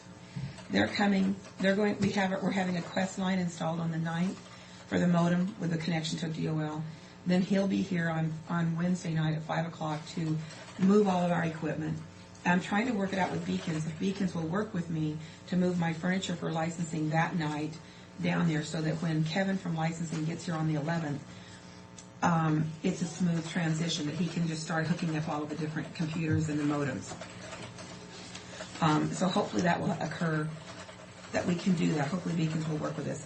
If not, the reason that's not good is that we pay for him to stand around. If he's not hooking things up, we're paying him to do nothing. So I'm hoping. And departmental licensing doesn't cover that. The state No, doesn't we cover pay for that. Mm-hmm. So in any case, that's what we're doing right there. That department will be shut down the 11th. It's the only day. It's the only department that will be shut down at this point. We're going to try to move on. Actually, next week we're going to try to move one workstation from the vault, which is a recording workstation, which is set up to receive and scan.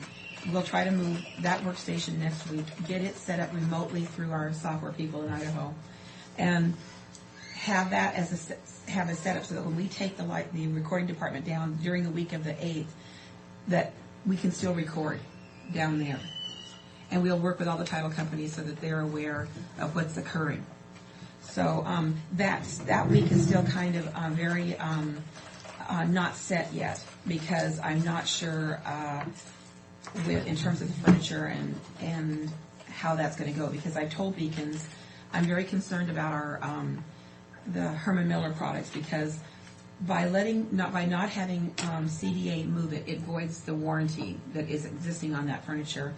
And so like I said to Becky from Beacons, I'm going to be very picky about that furniture and make sure that they have the right tools. And one thing that what Neva knows is from working with Beacons is that Beacons don't have tools. When we would work down there and they would ask to borrow our tools because they wouldn't have tools. And so I've already contacted the manager down there and said to her, I want you to contact CDA, I want you to find out what tools are necessary, and I want you to bring them with you. Without question. There shouldn't be many tools they need, but they should have what they need. Frank, I think it's very basic. Yeah. And we do have tools, Frank. I don't know whether we have the right tools. You shouldn't have to have them. They should come in. I don't know why they don't have tools. They don't, Sue. They should come in. They would, and what happens too with Beacons is Fred said, well, Zona, they've got insurance. And I said, Fred, I've dealt with Beacons on claims. And even when it's their fault, we had a piece of furniture that they broke. That it was a piece of particle board furniture and it broke.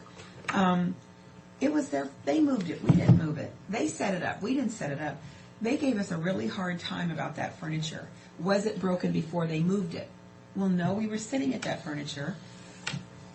And they were, even though we've had a long working relationship with Beacons, Sheila still gave me a really hard time about that. Well, when it piece comes of to them furniture. having to pay for something, That that's was where the the deal, friendship Sue. ends. That's the deal. It's almost like get your little Polaroid camera and go around and take a few pictures. In my before you email leave. to them, I said, I want you to come down. I want you to inspect the property before you move it. I want you to see all those panels are working. It's not dented. It's not scraped. It's not, and I expect it to come back that same way.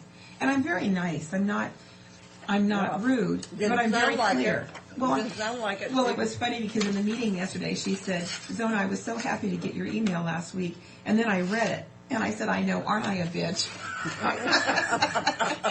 And she said, and I said, I expressed to you my concerns, and I said, we'll work together and it'll be okay, but, I'm concerned. Does Beacons hire Anybody and that that's walks why off the they don't street. have tools.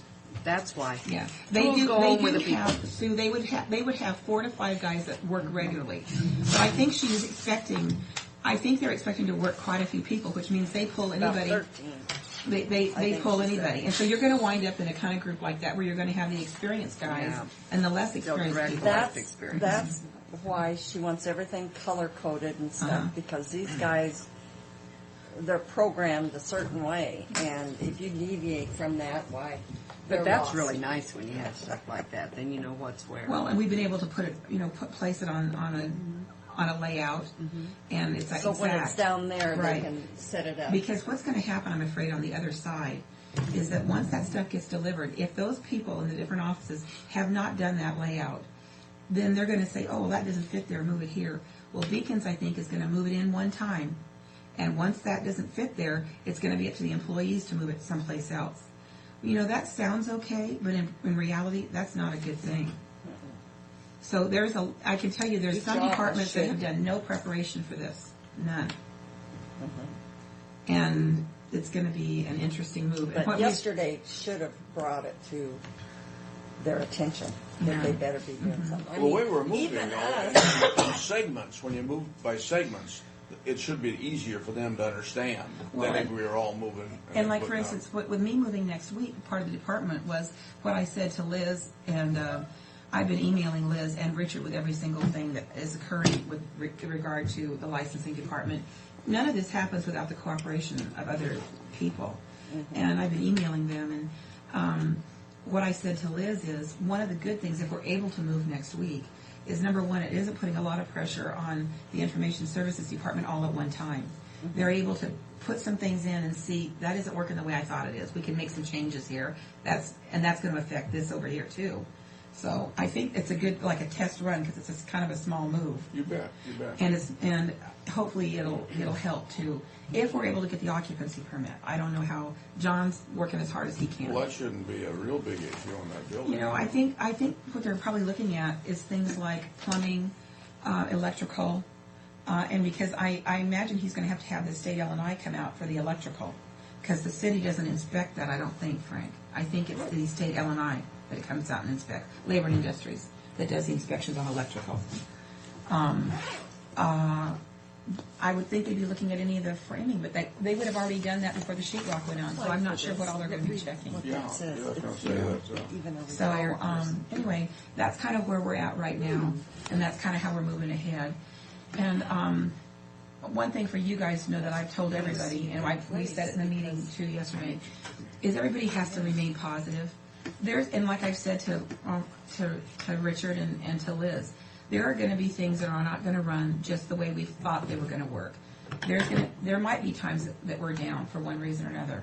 That's not because somebody didn't do their job. It's just because something didn't work the way we thought it would work. Everyone has to be calm and not be negative. They just have to really totally just know that it's going to happen.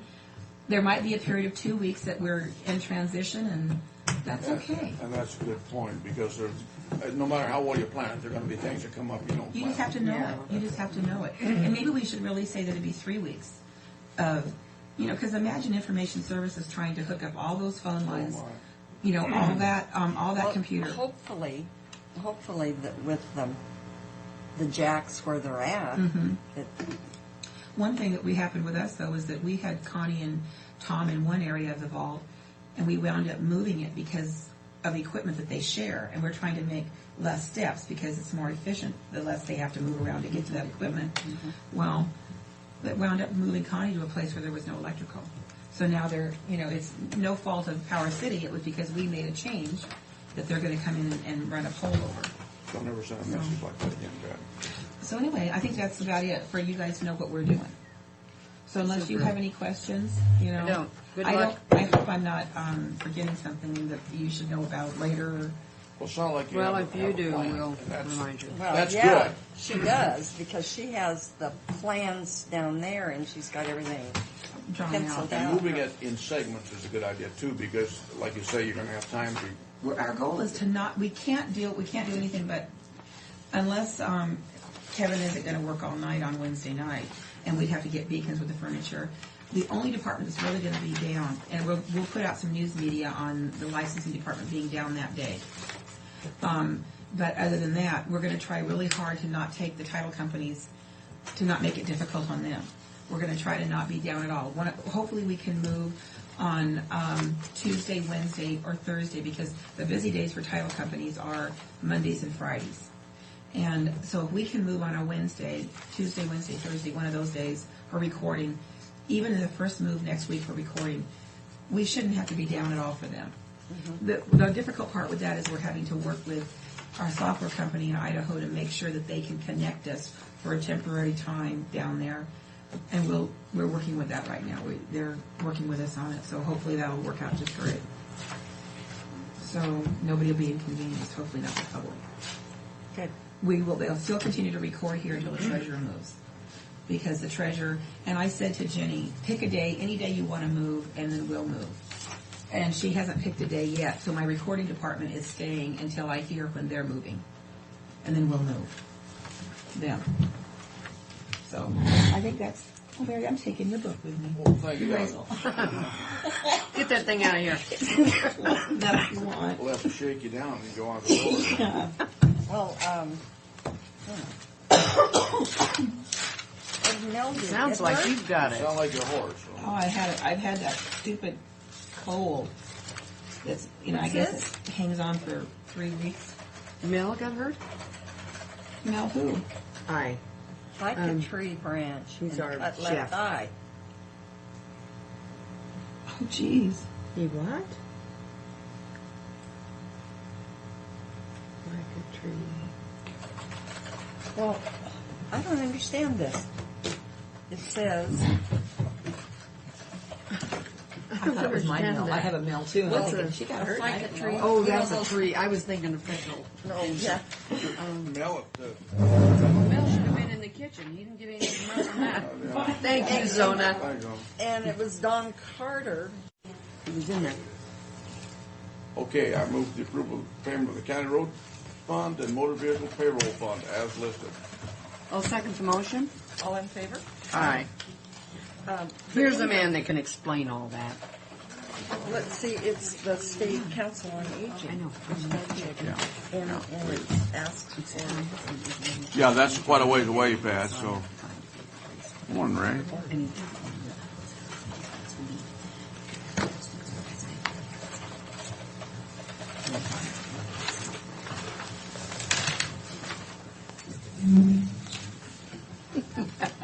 I know that's not true. Well, He's too lazy. that would be Hi. Well, Ray. No. Did I tell you, ladies, I saw Kathy Davidson at the Lincoln Day dinner? A lot I heard. 230 pounds. Maybe I've seen her too. I just didn't recognize her. Good. She looks good. She's And she wants to really- lose about 50 more. 200 and what? 30. Did she stand sideways and you couldn't see her? That Well, sounds you know, like a- she's still I'm husky, just but she amazed looks, she's a that pretty she gal. weighed that much. She's a pretty gal, and she She's was very pretty. she was really huge, but she wants to lose another 50 pounds. She said, "Isn't that something, though?" That is really nice. 30 pounds. 35, he Yeah. said. Don't slip up on that last 5 pounds.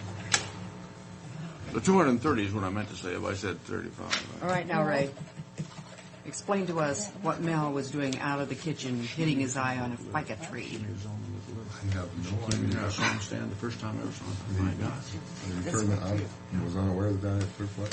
What happened? Mel. I was Oh. telling him he should have to explain to us, and he said he has no Well, idea. it was off the premises, so I don't even know why we. Maybe we have a ficca tree. We have ficus trees in the But it atrium says- area. But maybe the guy was in there talking to him about something, the No, it witness. says witness Don Carter at Richland. Oh, I thought he was of. Well, I know Mel has gone off-site to do, to work with TriTech to teach some classes. As part of what he does in the community, but it wasn't part of track. And I do know we have those ficus trees in our atrium. He may have walked into them at some point. Well, the Talking way to I read somebody. it was out at Richland. Oh, So, I'll follow up on it and find out. anyway, he went to emergency care. I'll talk with him this afternoon, in fact, had a meeting with him set up, so. Did you ever get any totals on Saturday night Well, we think that it was about 3,200 in the rodeo? in the rodeo.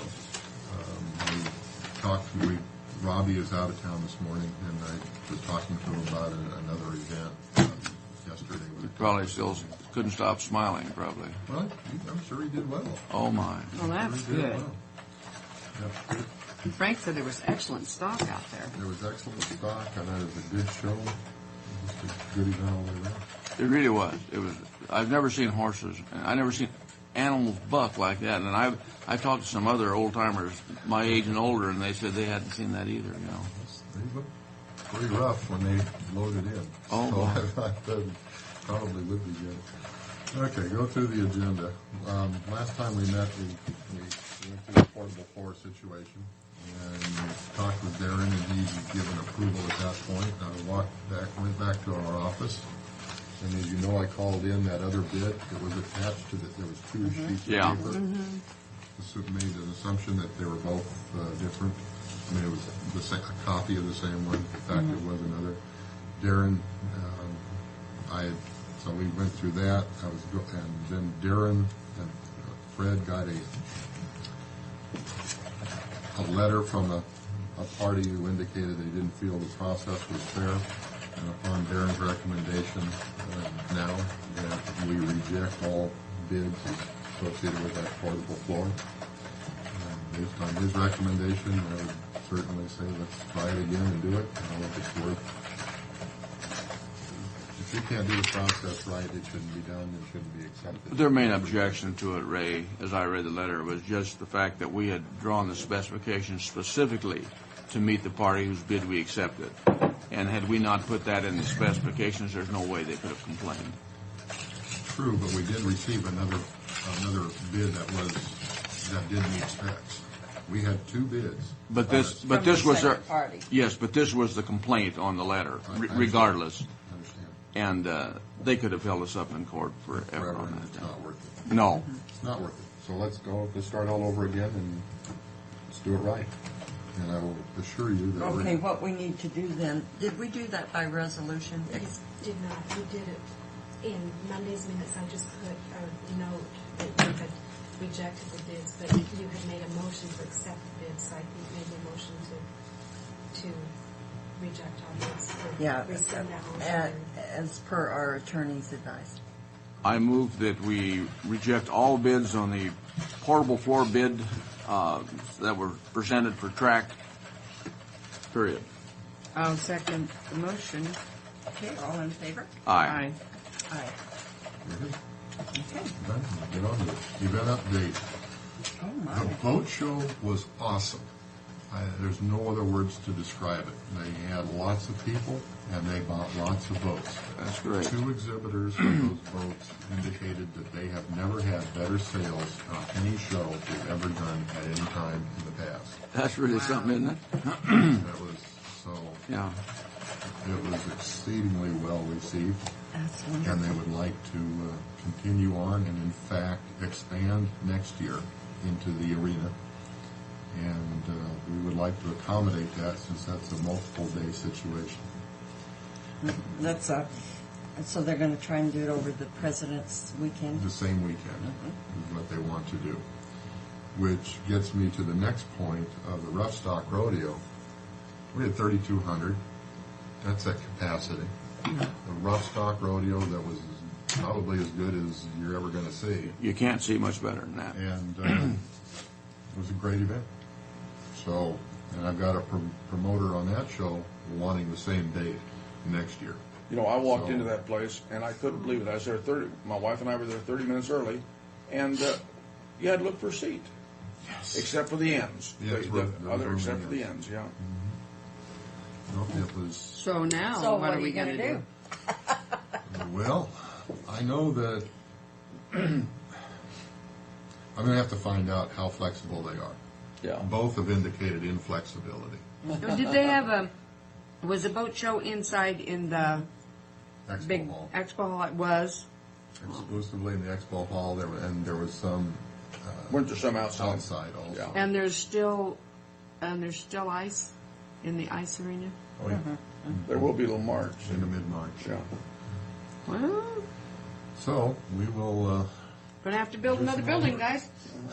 Well, I don't think we're going to do that at this point. But, you know, again, it's... Boy, that's a this problem. is a great It's problem. kind of a nice isn't it? problem to have. Yeah, that is a good It's a problem. good problem. Yeah. People are both parties are saying wonderful things and good sales, and now we're Now they both want to, one wants to hold on. Now, with the boat show, was there any concessions or not? We didn't anticipate much of a concessions operation, and there was a concessions operation provided by, and we approved it by Henry's Restaurant. Oh. Don Carter was there himself doing it, so he didn't have to pay anybody. Okay, so then that's... it must There have you been- go. There I go. Because it's That's Don when- Carter of Henry's Restaurant. That's was when the he got his witness. eye hurt. So he must have heard it out. It was at- ficus. He had Yeah. ficus trees around his Oh. little booth. See, it's right here. So yeah, No, it's here. that's, it would have been on our side. Yeah. Darn. So he was. Boy, around. that must have hurt. Here it is. The reason Report of this, personal the injury. reason this has come up, Ray, is because of our L&I rating on the pool. The retro pool rating is not good. Okay, so Frank needs it. No, I haven't seen it. Oh, are you? Yeah, I always Are you cross it out. Commissioner 3? Yeah, no, I'm Commissioner 2, but I do that before I read it, which is a bad He habit. did not indicate to me, so I can't. But that's what would have happened Okay. over the weekend. All right, well, that explains That explains. Don Carter at 21st. Henry's Restaurant. You know, I thought it was our Don Carter. Okay. So anyway, What's Walla Walla Wolf Pack? That sounds... Walla Walla College played a hockey game, Oh. and they said that they sold 28 tickets in addition to their students who got in free, and they didn't know how many that was. So, and that was going on at the same time. In fact, Walla Walla College was playing Boise State in hockey at the same time. Everything else was going on. That's something. That's neat. And Well- I got a call from them yesterday. They're happy. They want to come. They want to play out at track next year exclusively. So, Well, good. here we go. Here you We're go. continuing to build. As all those events going on simultaneously, we had a large backup on the way to the freeway. We were not estimating as many people as actually would show up, and as such, we got caught a little short on staffing. But even if we were full staffing, we would have problems with our parking access issues. As a staff, we're seriously looking at, and which gets back from the RV convention, we're going to have a serious discussion about making it a requirement for all ticketed events to include $1 parking fee in their price of admission. It's included in, That and we would- do that occasionally. That would simplify it. We pulled into park, and they asked us where we're going to go, and we said we're going to the rodeo. We charged $2. The next guy said he was going to go to the boat show. It didn't cost him anything. Well, they paid for the They They- paid for yeah. it with their ticket. with their parking. No, I'm not the point I'm trying to make is that had I said I was going to go to the boat show, You would have been given free admission. Free parking, yeah. Yes, you would have, because those were the arrangements that we had with the. But if we do the it group. overall, then you got that problem taken care It's of. all resolved. We don't have the issue. We're not slowing cars down. We're moving them through their facility as fast as we possibly can. Well, and then that would be hidden costs in the price of the ticket, and we wouldn't get zinged for charging parking. That's correct. but I mean, the bad publicity. no, I don't disagree. However, the $14, you see the $14 a ticket as opposed to 12. That's Which going to cost, what cost 12 does the tickets to get in were $12. for the rodeo? Yes, It would be a 13 Hi there. in this case. Just $1. Just $1 Come on per in. ticket, since usually more than one person comes in per show, per event. I mean, per car. Okay, So we're just talking $1 $1 ticket. That wouldn't be quite as bad, $1 ticket. Yeah, that's what we're looking at. And But we'll it's- come back with a. But speeding that traffic up is important. It's very important. Yeah. It's just not, we've got to do better, and that's just the way we think it right now preliminarily. One thing about it, you do have 3 ways to go anymore. You used to only have one. So, And then we also had a Takaha meeting Monday night. Team won their regional, they're going to San Diego, I believe it is, for a meeting, and they had a meeting for that. This week, immediately after the Rough Stock Rodeo, we were in there turning that over, so the home show got into that arena on Sunday. They were in there with a packed down floor, open floor, and were able to get in there. Oh, back to that. Are we going to have the portable floor? Are we going to be able to rent that? Yeah. Oh, okay. Once we get it, my plan is to have that as a rental, probably at about 10 cents a square foot. But what Neva was asking, if we're going to be able to rent it for this show, I think. For this show? No, we won't be able to get it. Oh.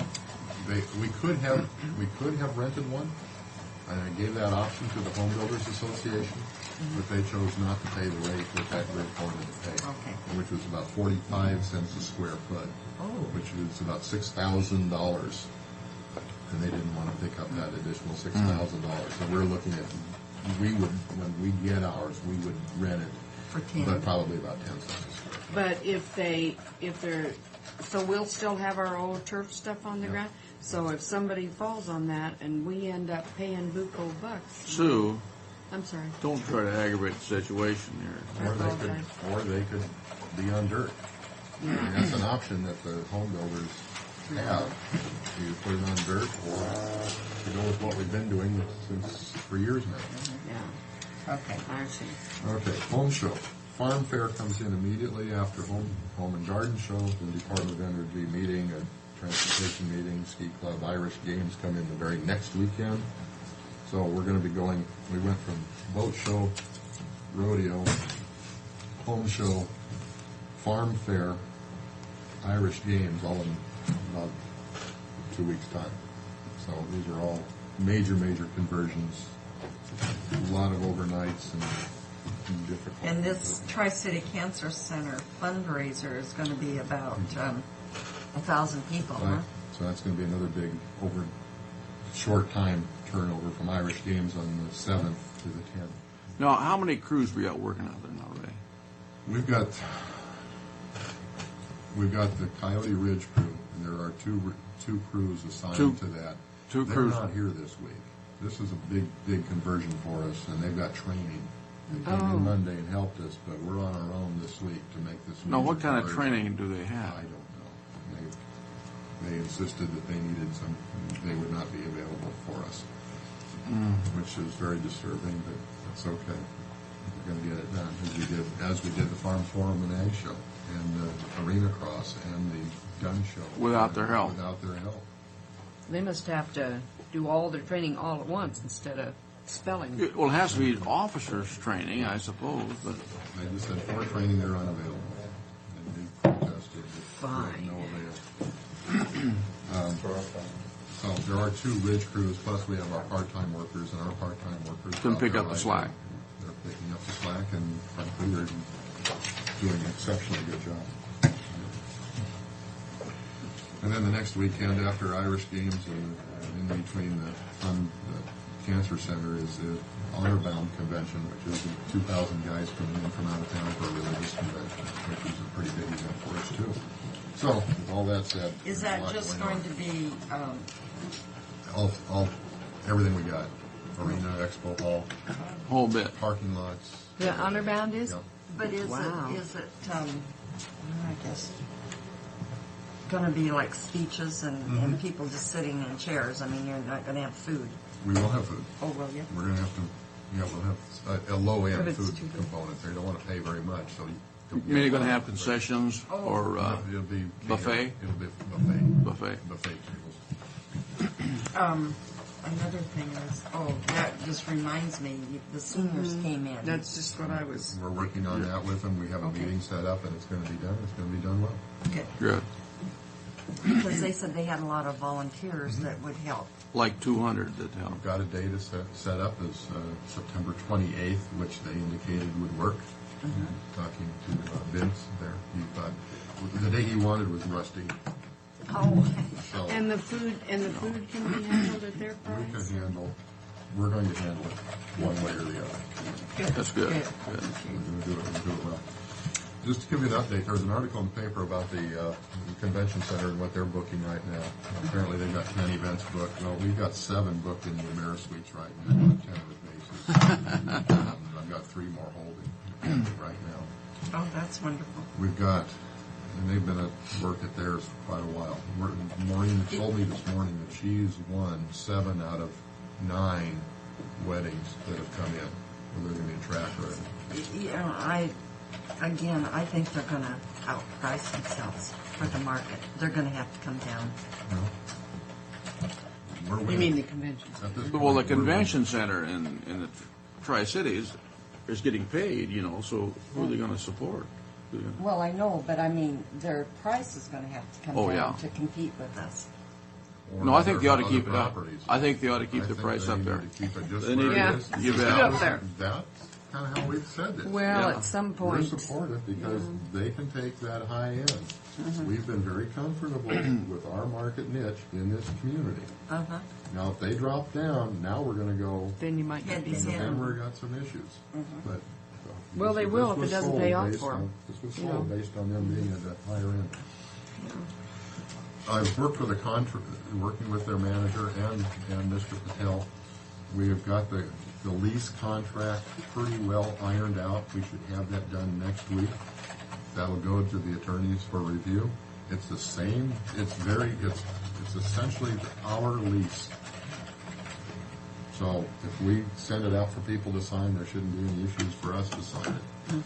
so As we lease it, as we DJ need was it. amenable He's to it. amenable to it, and again, I expect that early next week we should have the contract done, which is based on our contract, so there shouldn't be any issues. Okay. Good. There will be, but The there issues always- of the contract, I think, are going to be fine. I think the issues of non-compete and private and that's partnership, the area that concerns me. That's the area that Lynn is back there. our consultant and Oh, attorney in the has very said we're back? okay. That's good. That's And good. I'm in the same boat you are. It's a I know there will be concern. something that comes up without question, Ray. Well, if there is, we need to be prepared, and we have Yeah. we have talked with the Amerisuites about a worst-case scenario. If there's an injunction on us or something like that, we can work around that. Yeah. And the client not be hurt. Tower cam proposal. They came in yesterday at 2:30 and gave me a proposal for $14,400 for 4 years minimum. Maureen and I have discussed it, and we don't feel that we would ever receive $14,400 of clear profit, that we could spend that money better. For those 10 spaces? We could do better spending that cash. However, the value that I see in it, and she sees also, is more of a public relations issue than opposed to a hard sale issue. In other words, that will be the focus of the highest rated TV news for 4 years, and every time it'll be a mention of track and our CAM. So as such, unless you have a strong feel for a bigger picture of public relations and community involvement. We were talking 12,000 initially, didn't we? Yes, and they've jumped it up.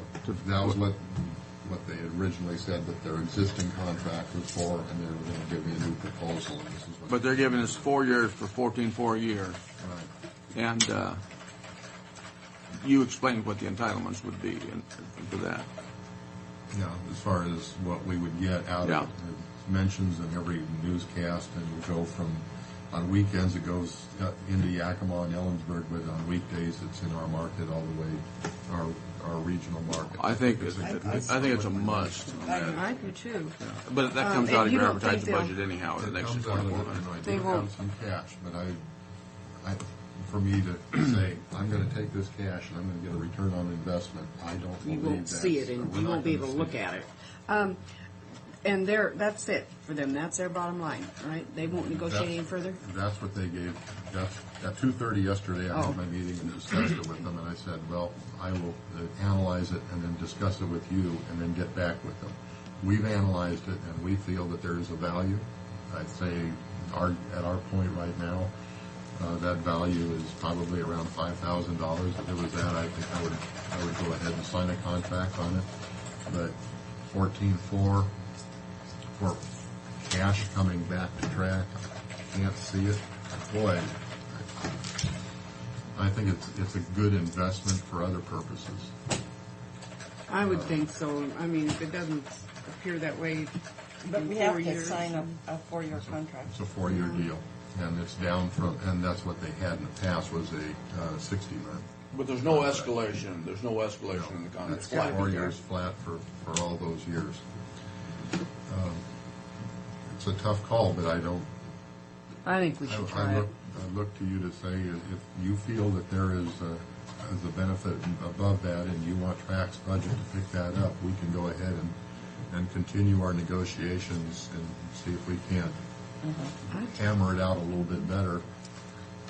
If you say that, no, it's just not going to happen, then I'll stop all discussion on it right now. What I'm hearing is that you're interested in pursuing this. I think it's important that it goes forward, you bet. Yeah. So I will tell him that we are still interested in it and continue negotiations. Yeah. Okay. I am in jury duty for the month of March, just to let you know. I don't anticipate any issues, but who knows? I tell them I work with the prosecutor's office, and I think that those are great people, and I typically don't. Never make want mistakes. me to sit in there. But My wife is on the jury duty too, so you'll probably be challenged office. I figure my wife. In March? Yeah. She's gonna. She wants to go to April because get set to April. I think she. And then finally, on the grounds, we've had a topic of discussion about the 6-acre bumpers. That will be done the week of March 1, along with all this other stuff we got. Okay. It's going to get done. With any other comments or? The only thing I had was to talk to you about the seniors, and we did. And we got that done, and we're going to get it. That's good, Meeting is set up. Yeah, that'll be very nice. No, I tell you, that deal out there on Saturday night was really great. I was pleased to see that many people. I was too. Did they have a concession? Yeah, on that one? we had a concession. We had our concessions going, and we did pretty well. Beer and wine? Yeah, we did pretty well. We got. I know on the revenue side we did okay. On the expense, we haven't seen that yet. Okay. But The people were wearing the little armbands up in the stands, and I hadn't been around where they were doing that. They were wearing it. that's the beer. Yeah, That they can the go beer. down and get a beer, and we monitor that. Robbie and he said, without a doubt, the finest food service he's ever been associated with. And he said there were no lines to speak of. There was a little bit out in the lobby, but didn't have any trouble moving through. The menu selection was exceptionally good. So the comments we heard was Good. extremely If positive. he gets 3,200 at the next show, he'll feel the same way. We got a copy. of That's it. your copy. Yeah. Thank you, Ray. Sorry, Tim, we're running a little bit behind. Okay. Good morning, Tim. Oh, sure. Let's move Lynn in just for a minute. Okay. We've received. I don't mean to take up your time. No, That's okay. What, will I be notified if I need to show up for anything in the future? Well, it's our understanding that the petition, which does not include the school and church and the park, but that they can submit a petition at the hearing, and we can expand, Yep. which you've submitted. The only thing we need to do is verify the people that have signed those forms. Clarify those letters of intent. And that's been done? That's been done, and I just gave them. So that's all taken care of then, Mary? Okay. So all I have to do is then come to the hearing and, So See what- I think we can get the hearing advertised now. Darren was going to review that language, but it's pretty simple for advertising. So Well, it we looks don't- like we're all set. we don't have to have a separate petition for the other names. Okay. We don't? Sounds good. I thought we did. No, They had letters of intent. yeah. Darren said. But the petition, the main petition didn't include those properties. So But these they're can be going to added have, to it. they can be added at the public hearing. Oh, I see. Do So- they need to be present for that then? It'd be a good idea. Well, if, That, yes, I think the representatives need to be The present. one that has the power to speak for that entity should Right. be here. If you And can get it here. present the petition. Yeah. okay. I'll see what I can do. We want to All get right. this so we don't hold you up, Len, on this. Right, I understand that. I was just trying to visualize in my mind how that was going to work. And I'll get in touch with those individuals. Okay, good, Okay. good. Okay. All right. Thank you. Thank you, Lance. Okay, Timothy, what do you have for us today? Well, Mr. Dick would like to address you about Curly Road, CRD 19. First, I guess. Oh, okay. Thank you. You did sign in? Yes. Okay. I'm Ronnie Dick with my wife, Sunny. Uh-huh. How do you do it? You're welcome, both of you, to come up Right, front. We've met before. We've met before, thank you. Hi, Cindy.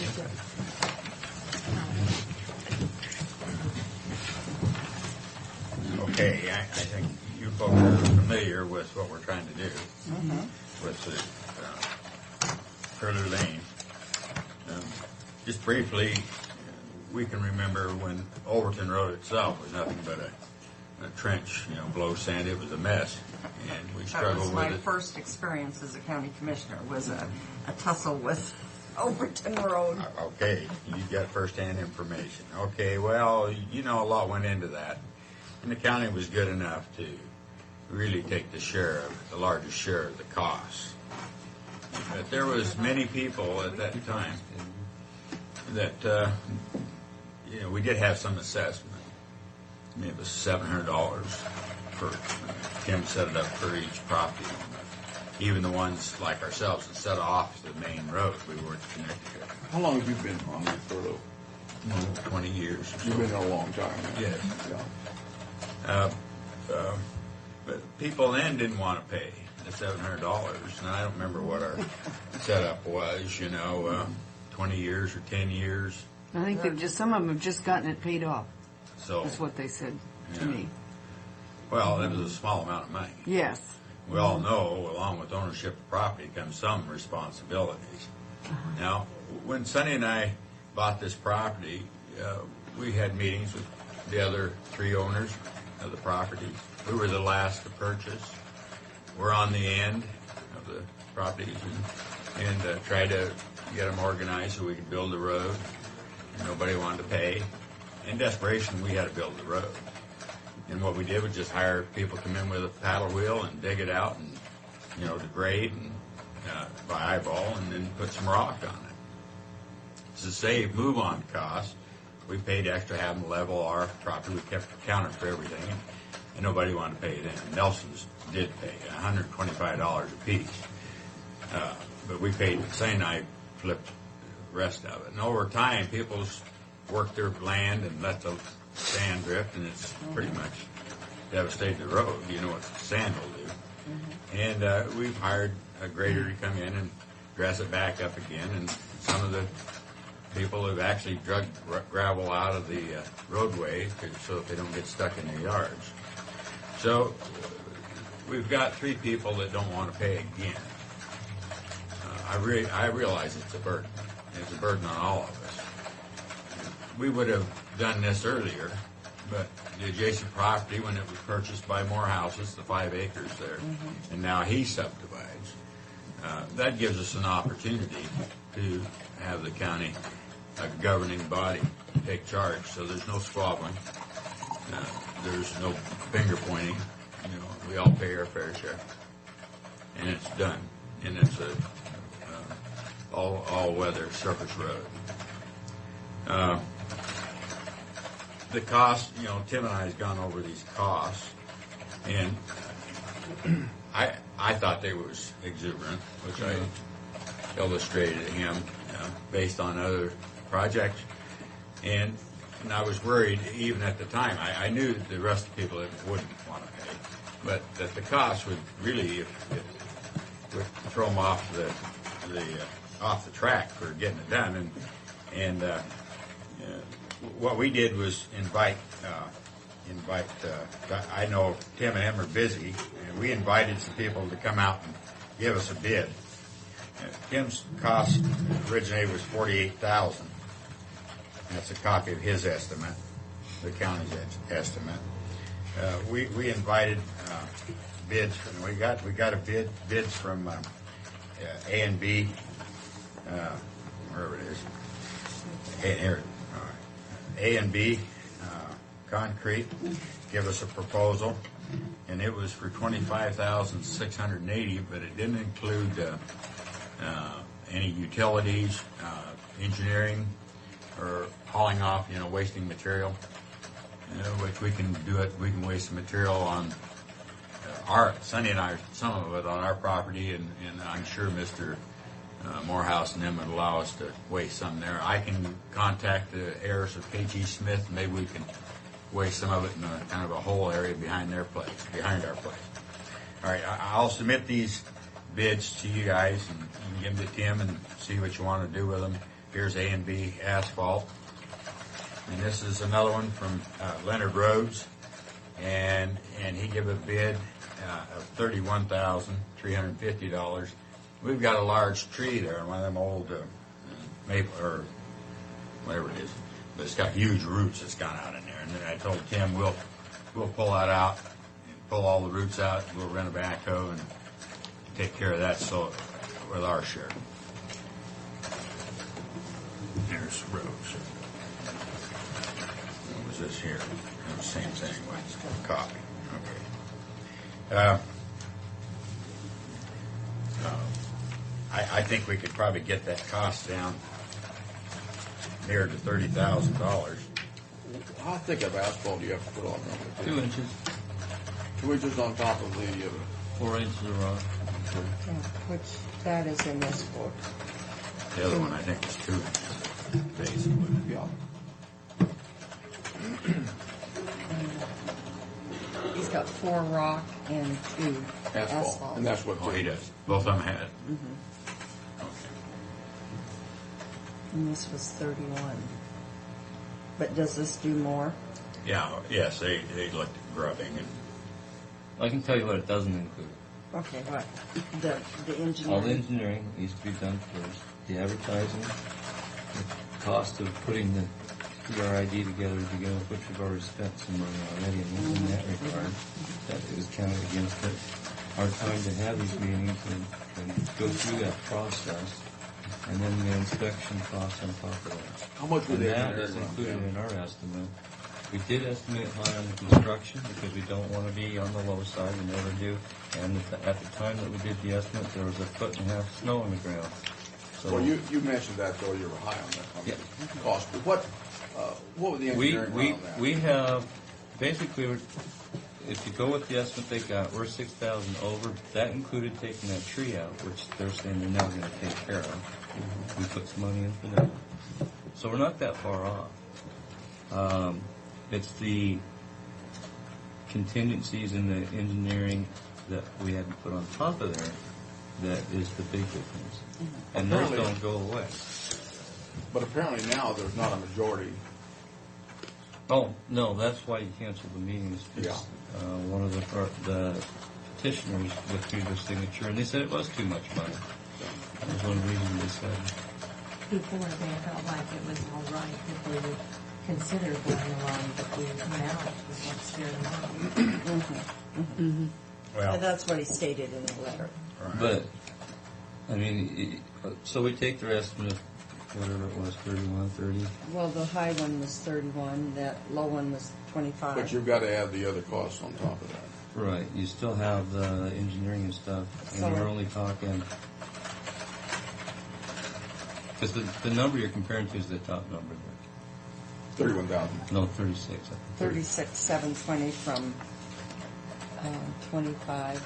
The other thing I don't know about that estimate is that prevailing wage or is it not prevailing wage? Oh, I don't know. Because we have to pay prevailing wage. We don't have any trouble. No. I'm sure that's an estimate based on non-prevailing wages, but I don't know. Don't these people do stuff for the county on a regular basis? Or? Yeah, but if they do it for you, they don't have to pay prevailing wages. Okay, and there is a difference in cost.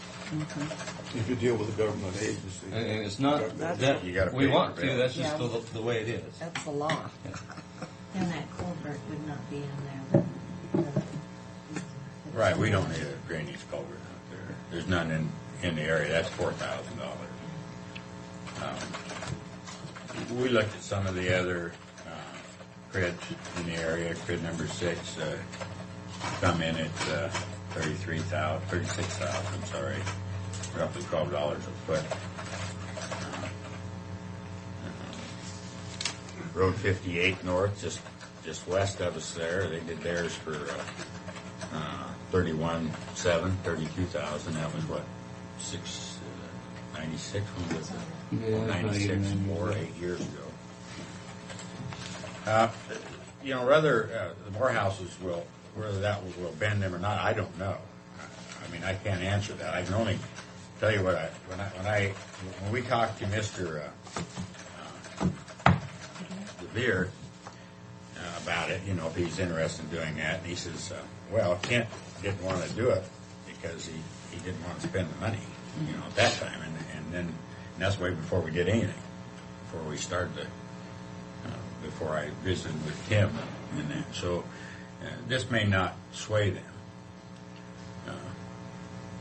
They still may reject it on a cost basis, but we waited a long time for this. We waited a long time for Overton Road, and this language in the plat.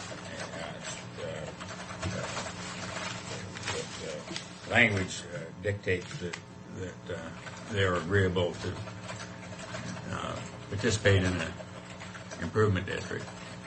Kent had to go sign that. I don't know how binding that is.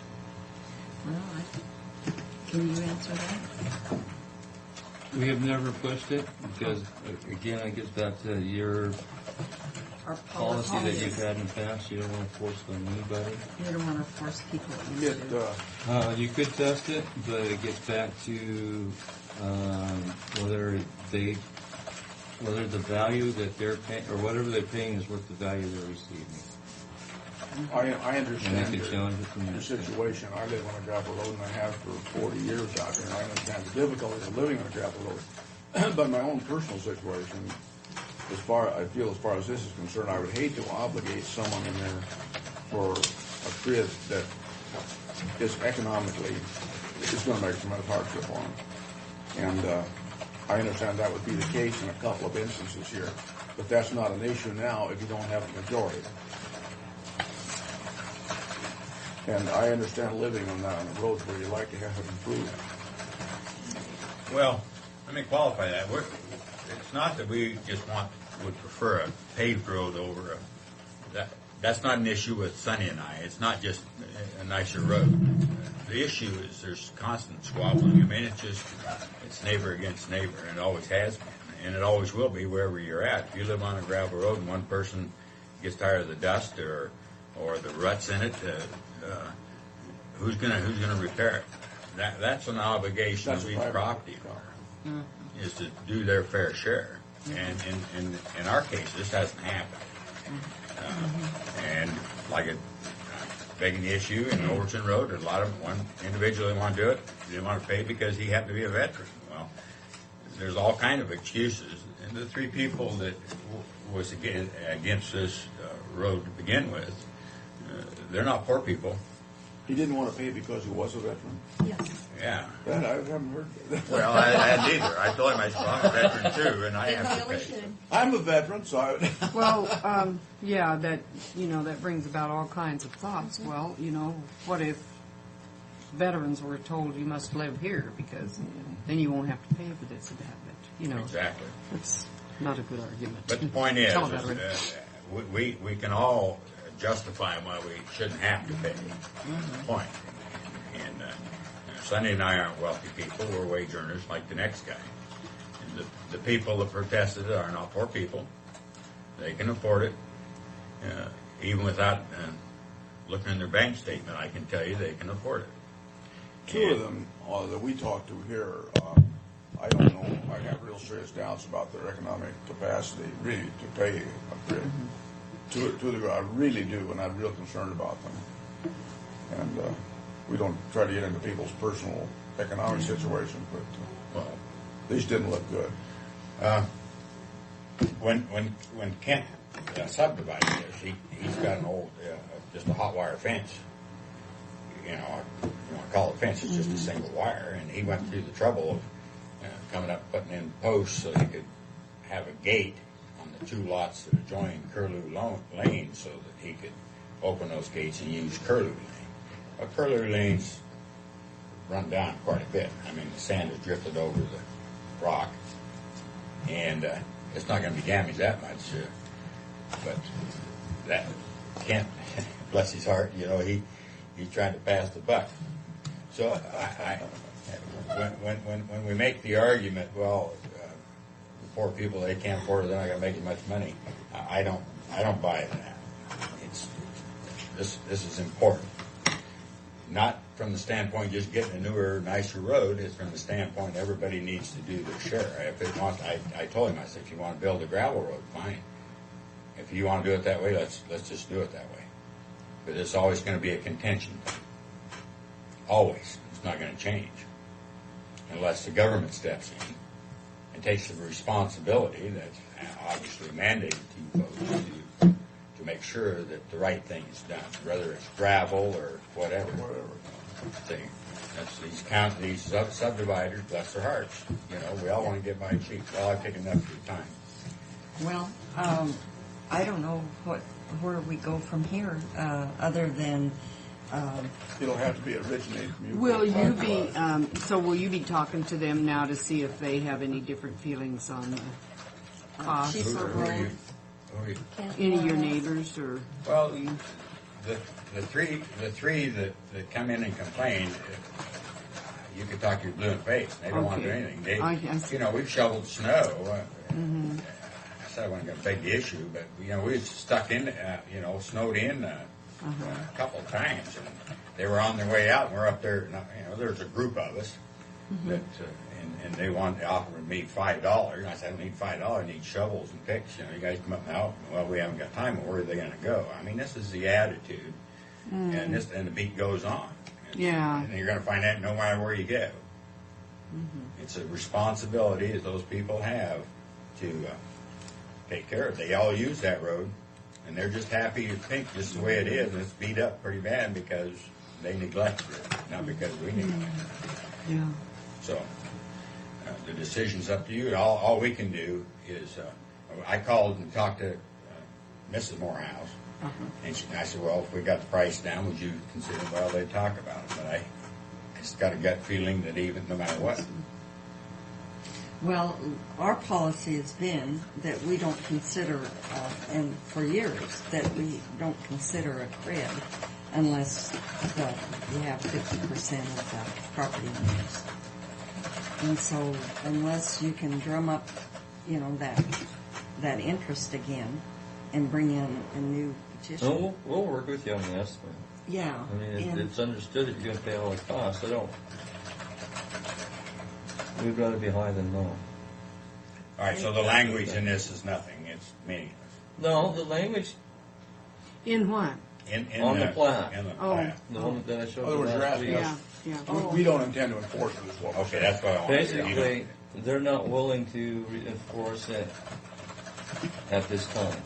They don't want to test it on this project particularly. I believe, and if there is a legal question on whether it is any good or not, and you're going to want to save it for a project that has a little more support, I think. But I do know that there's been all kinds of things that happened in the 70s that we're having to deal with. I understand that. Landlocked, platting, that people that bought those 5-acre tracts, there's no way to get to them because there's no road, and it's especially in the dryland area off of the Focus Highway, that area, Martindale Road and that area. Right. And kind of Overton area is the same thing. I don't know if Mr. C was the realtor out that area. He was involved in it. Yeah, anything that man had his hands on is bad news, I'm telling you. Yeah. I worked in the auditor's office in those days, and I'm telling you. But it's because we didn't have, planning, real good planning, and small counties. Well, that was all part of this. Out where we're at was all part of that Bacon bankruptcy. You remember that? So, So, yeah, it wasn't, And then there was kind of, handshake deals on about the road and where the road would be. And the last thing that we had go wrong was somebody put a well right in the middle of the road. Well, we were involved. Yeah. I asked him not to do anything. That road was a Jeep trail. And just like you described, it was a handshake or, nothing was. And is it the sworn. Smiths that own the property behind you that lives in Walla Walla? Yes. Mm-hmm. And so we made that a square corner, but we had to get Smith's approval to give us the right of way and change the road. We chased him around for quite a while. I was a brand new commissioner, and I asked the undersheriff to go with me. And he said, I can't get involved in road situation. I said, listen, Kevin, I promised to meet those people out there, and I said, I think there could be guns flying around. Well, you was right. There could have been. That's how that bad it was. people that's on site. No, that's a tough area out there in Overton Road. No, but tempers were so high that it was, and of course here I am green, don't know sickum about what road. Well, this involved Randy Fluharty, and I said, Randy, just give us some time. We discussed this with Mr. A.G. Smith, and he's working with his attorney to get it written up. That's all. Don't close the road. And he just cut off the road. But he did open up where we wanted to put it anyway, and that's what the problem was. Yeah. But you guys, the landowners had in that bankruptcy, had an order from the judge that allowed the people to get through there. But see, so I have a little bit of experience with that sort of thing out there. And Mr. Overton went and got all the signatures, but the only one of them was sworn. And so, even though they're signed documents, and we kept on the county engineer at that time. I don't remember his name. Who? Bruce Gilbertson. Could have been. And I said, well, I got some gaps in here. I got to have right of way. And we put earnest money down on the property, and somebody told us don't rock the boat. And I said, well, I want to be able to use it, And somehow they come up with a signature. I don't know whether it's one of them. So anyway, Cowboy Justin. I say continue maybe to work with Tim, and maybe we can get the price down and get. Well, the price is going to be what it costs. In the end. It's not going to vary too much. Well, the thing is we don't want to underestimate what the price is. Right, I agree with that. Is there any, you saw the way we were looking at distributing to the parcels. Is that equitable, or is there other ways of looking at it? I think that's equitable. There's one lady out there who lost her husband. Apparently she wants to sell her place. That's Mrs. Melton. But this would behoove her to get the road in. You would think it would sell easier. Well, I think they're looking at the cost of she's looking at the getting the cost place right ready now, and just as far not as the cost comprehending of, it. You're beeping, Mr. Brock. I was heavily involved here. I couldn't even. The reason I asked that is the lot. I don't remember who owns it across from you. Yeah, the big one, Devere. Before they can actually further subdivide that, they have to put in a paved, at least a half road. Well, we're talking the same thing as them. Exactly. You're not going to fight them on it that. behooves them to push for this to happen. Well, they haven't fought it. Well, because otherwise they have to do it themselves. Well, not necessarily. All they have to do is put in a serviceable road. Do that with a road. Well, they can put in a serviceable gravel road and put a house in it. Right. But in order to subdivide, they have to actually pave it. But that's what I'm saying. If they chop that in two, he's going to have a cost just put the gravel road in. It's the same thing as the one we got. We can't enforce this, or we don't want to enforce it. Then you can't battle him because he's involved in this. You can say, well, the thing of it is, houses are already there. We should have enforced. You see, we have a mechanism now through the planning and building and assessor. We have regulations that address this issue now. Should have been taken care of in the planning. It should have been taken care of back when the plat was done and before the probably would houses. have been But we didn't have those regulations then. Or before anybody built out. Well, or anywhere. no, since isn't this Morehouse's? Oh, his new one. His, Yeah. newer one. Right, there's no houses on that. Oh, isn't there any houses on that? Oh. Not yet. No, they got a well at DeVere's, so there will They be. put in a well. On the, But Oh, see, I was thinking Morehouse's lived De there. Beers is for because he's in order to put a house in there, he's going to have to go in and put a gravel 20-foot wide lane in there. This is on the back part of considerable the expense Yes. to himself. So Yeah. if he's going to do that, he might as well just pave it. This is where we live, up in here. Uh-huh. This is Curlew, and this is the stuff, and Kent lives over here. Oh, There's another lot here. The only reason they showed these is these were adjoining Curlew Lane. Kent lives over here. That's their Oh, I house, see. 5 acres. And the I see. conditions we put when this happened, there wasn't any conditions on this lot because it abuts Overton.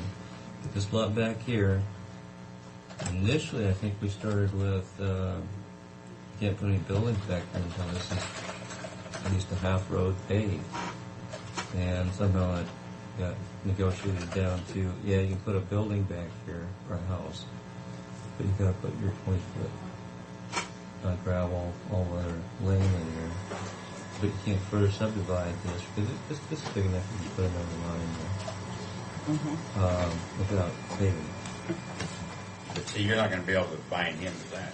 because Oh, we we're not- will if he ever decides to subdivide. Well, why aren't we binding? I mean, they've already. That's an easy one.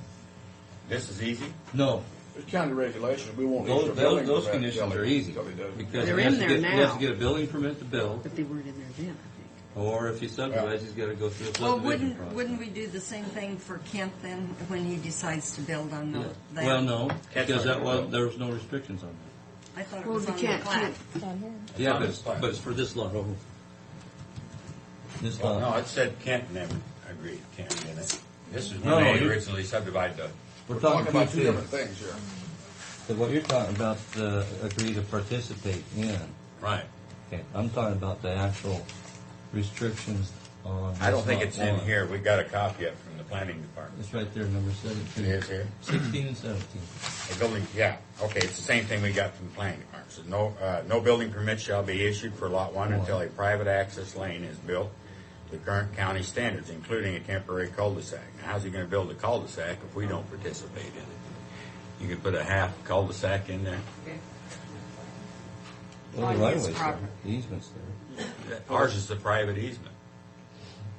You can pull See, that. it's Well, you might not have to gonna put get it on any this cleaner if property we then. don't clean it up now. That was our point.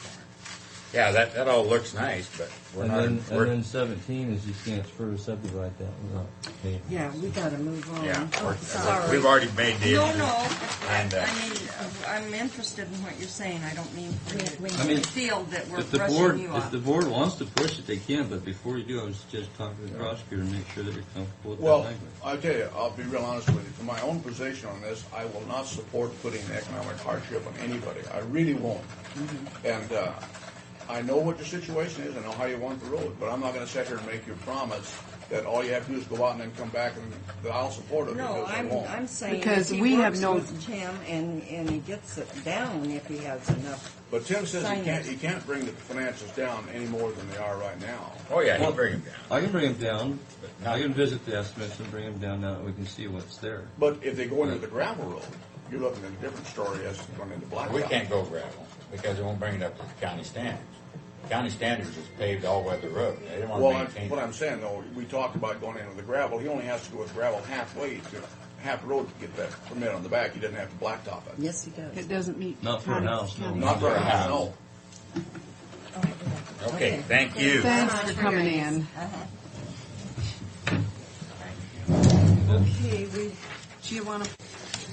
We can talk about this next week. It's not. Oh, I don't want to sit here and give folks false Well, hope we on this thing. can't, we can't make judgment on who can afford and who can't afford, you know.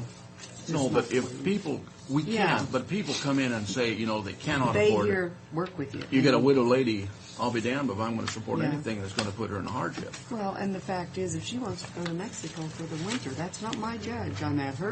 She says she can't afford it. And so, that's it. Basically, this email, they're ready to start signing the new leases for the parcel that we currently have under lease. basically, the second page are the things we need to do if we want to sign that lease. I can go into them in detail, or I can just say, do you want me to run this through the park board first? And then get their Run it through the park board, yeah. And then come back. Yeah. I'm sorry, you said they. Who is they? Just so that- Corps of Engineers. Sorry. Basically, they got to cancel out our lease that we have on top of the bike path, the road levy, because the city's going to take that. And then we'll sign a new lease to cover Chihuahua Park and all the other areas that we currently control, which would include Wade Park, because we haven't made a decision to give that to city. Mm-hmm. At a later date, we can do that. When that's decided, if it's decided. You know, these bike paths that we have, you know, not just Franklin County, but there's bike paths all over. They're not, I've received 2 or 3 complaints because I'm on that food and fitness committee, and the problem people are having is there's no signage. Even when you have a map, there's no signage and you're not sure you're on the right place. But when all of this stuff gets done, like that, whatever, with Causeway and all those things, there is a plan to put other additional signage. There's a plan to sign the whole system. Yeah. system. Mm-hmm. Sacagawea. No, it's Depends on Chicago. It's depends on who you talk Sacagawea to. every place but there. It's But our park. Sacagawea here. Yeah, You know, it's only been- in the park. The state and the nation has said it's not. So you guys I've lived could here go. longer than You you. could be You want shot. to be politically correct or not?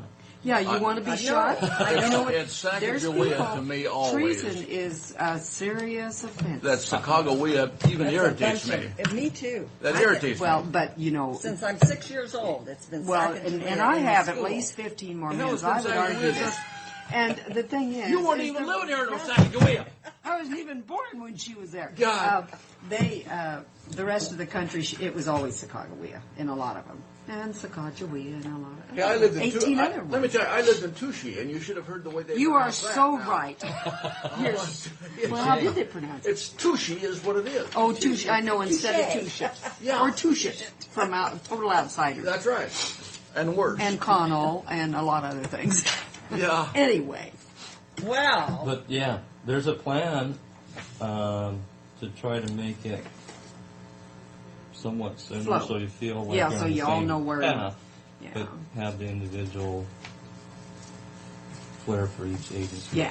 Okay, that's all I need. I would like to because- make a But- motion that we in Franklin County, from this point forward, forevermore, call it Sacagawea. Thank It's you. okay with me. Second the motion. Okay. You can't second it. I have All- to. All in favor? Aye. Aye. Now, I don't want to hear more so, than Sacagawea. here we are on our own little county, us against the world. Yeah. Anything else? That's it. Any other business? Mary? Nothing? I do have a letter that I'd like you to review after your house. Okay. Madam Chair, anything else? I believe not, and we can have those people come in.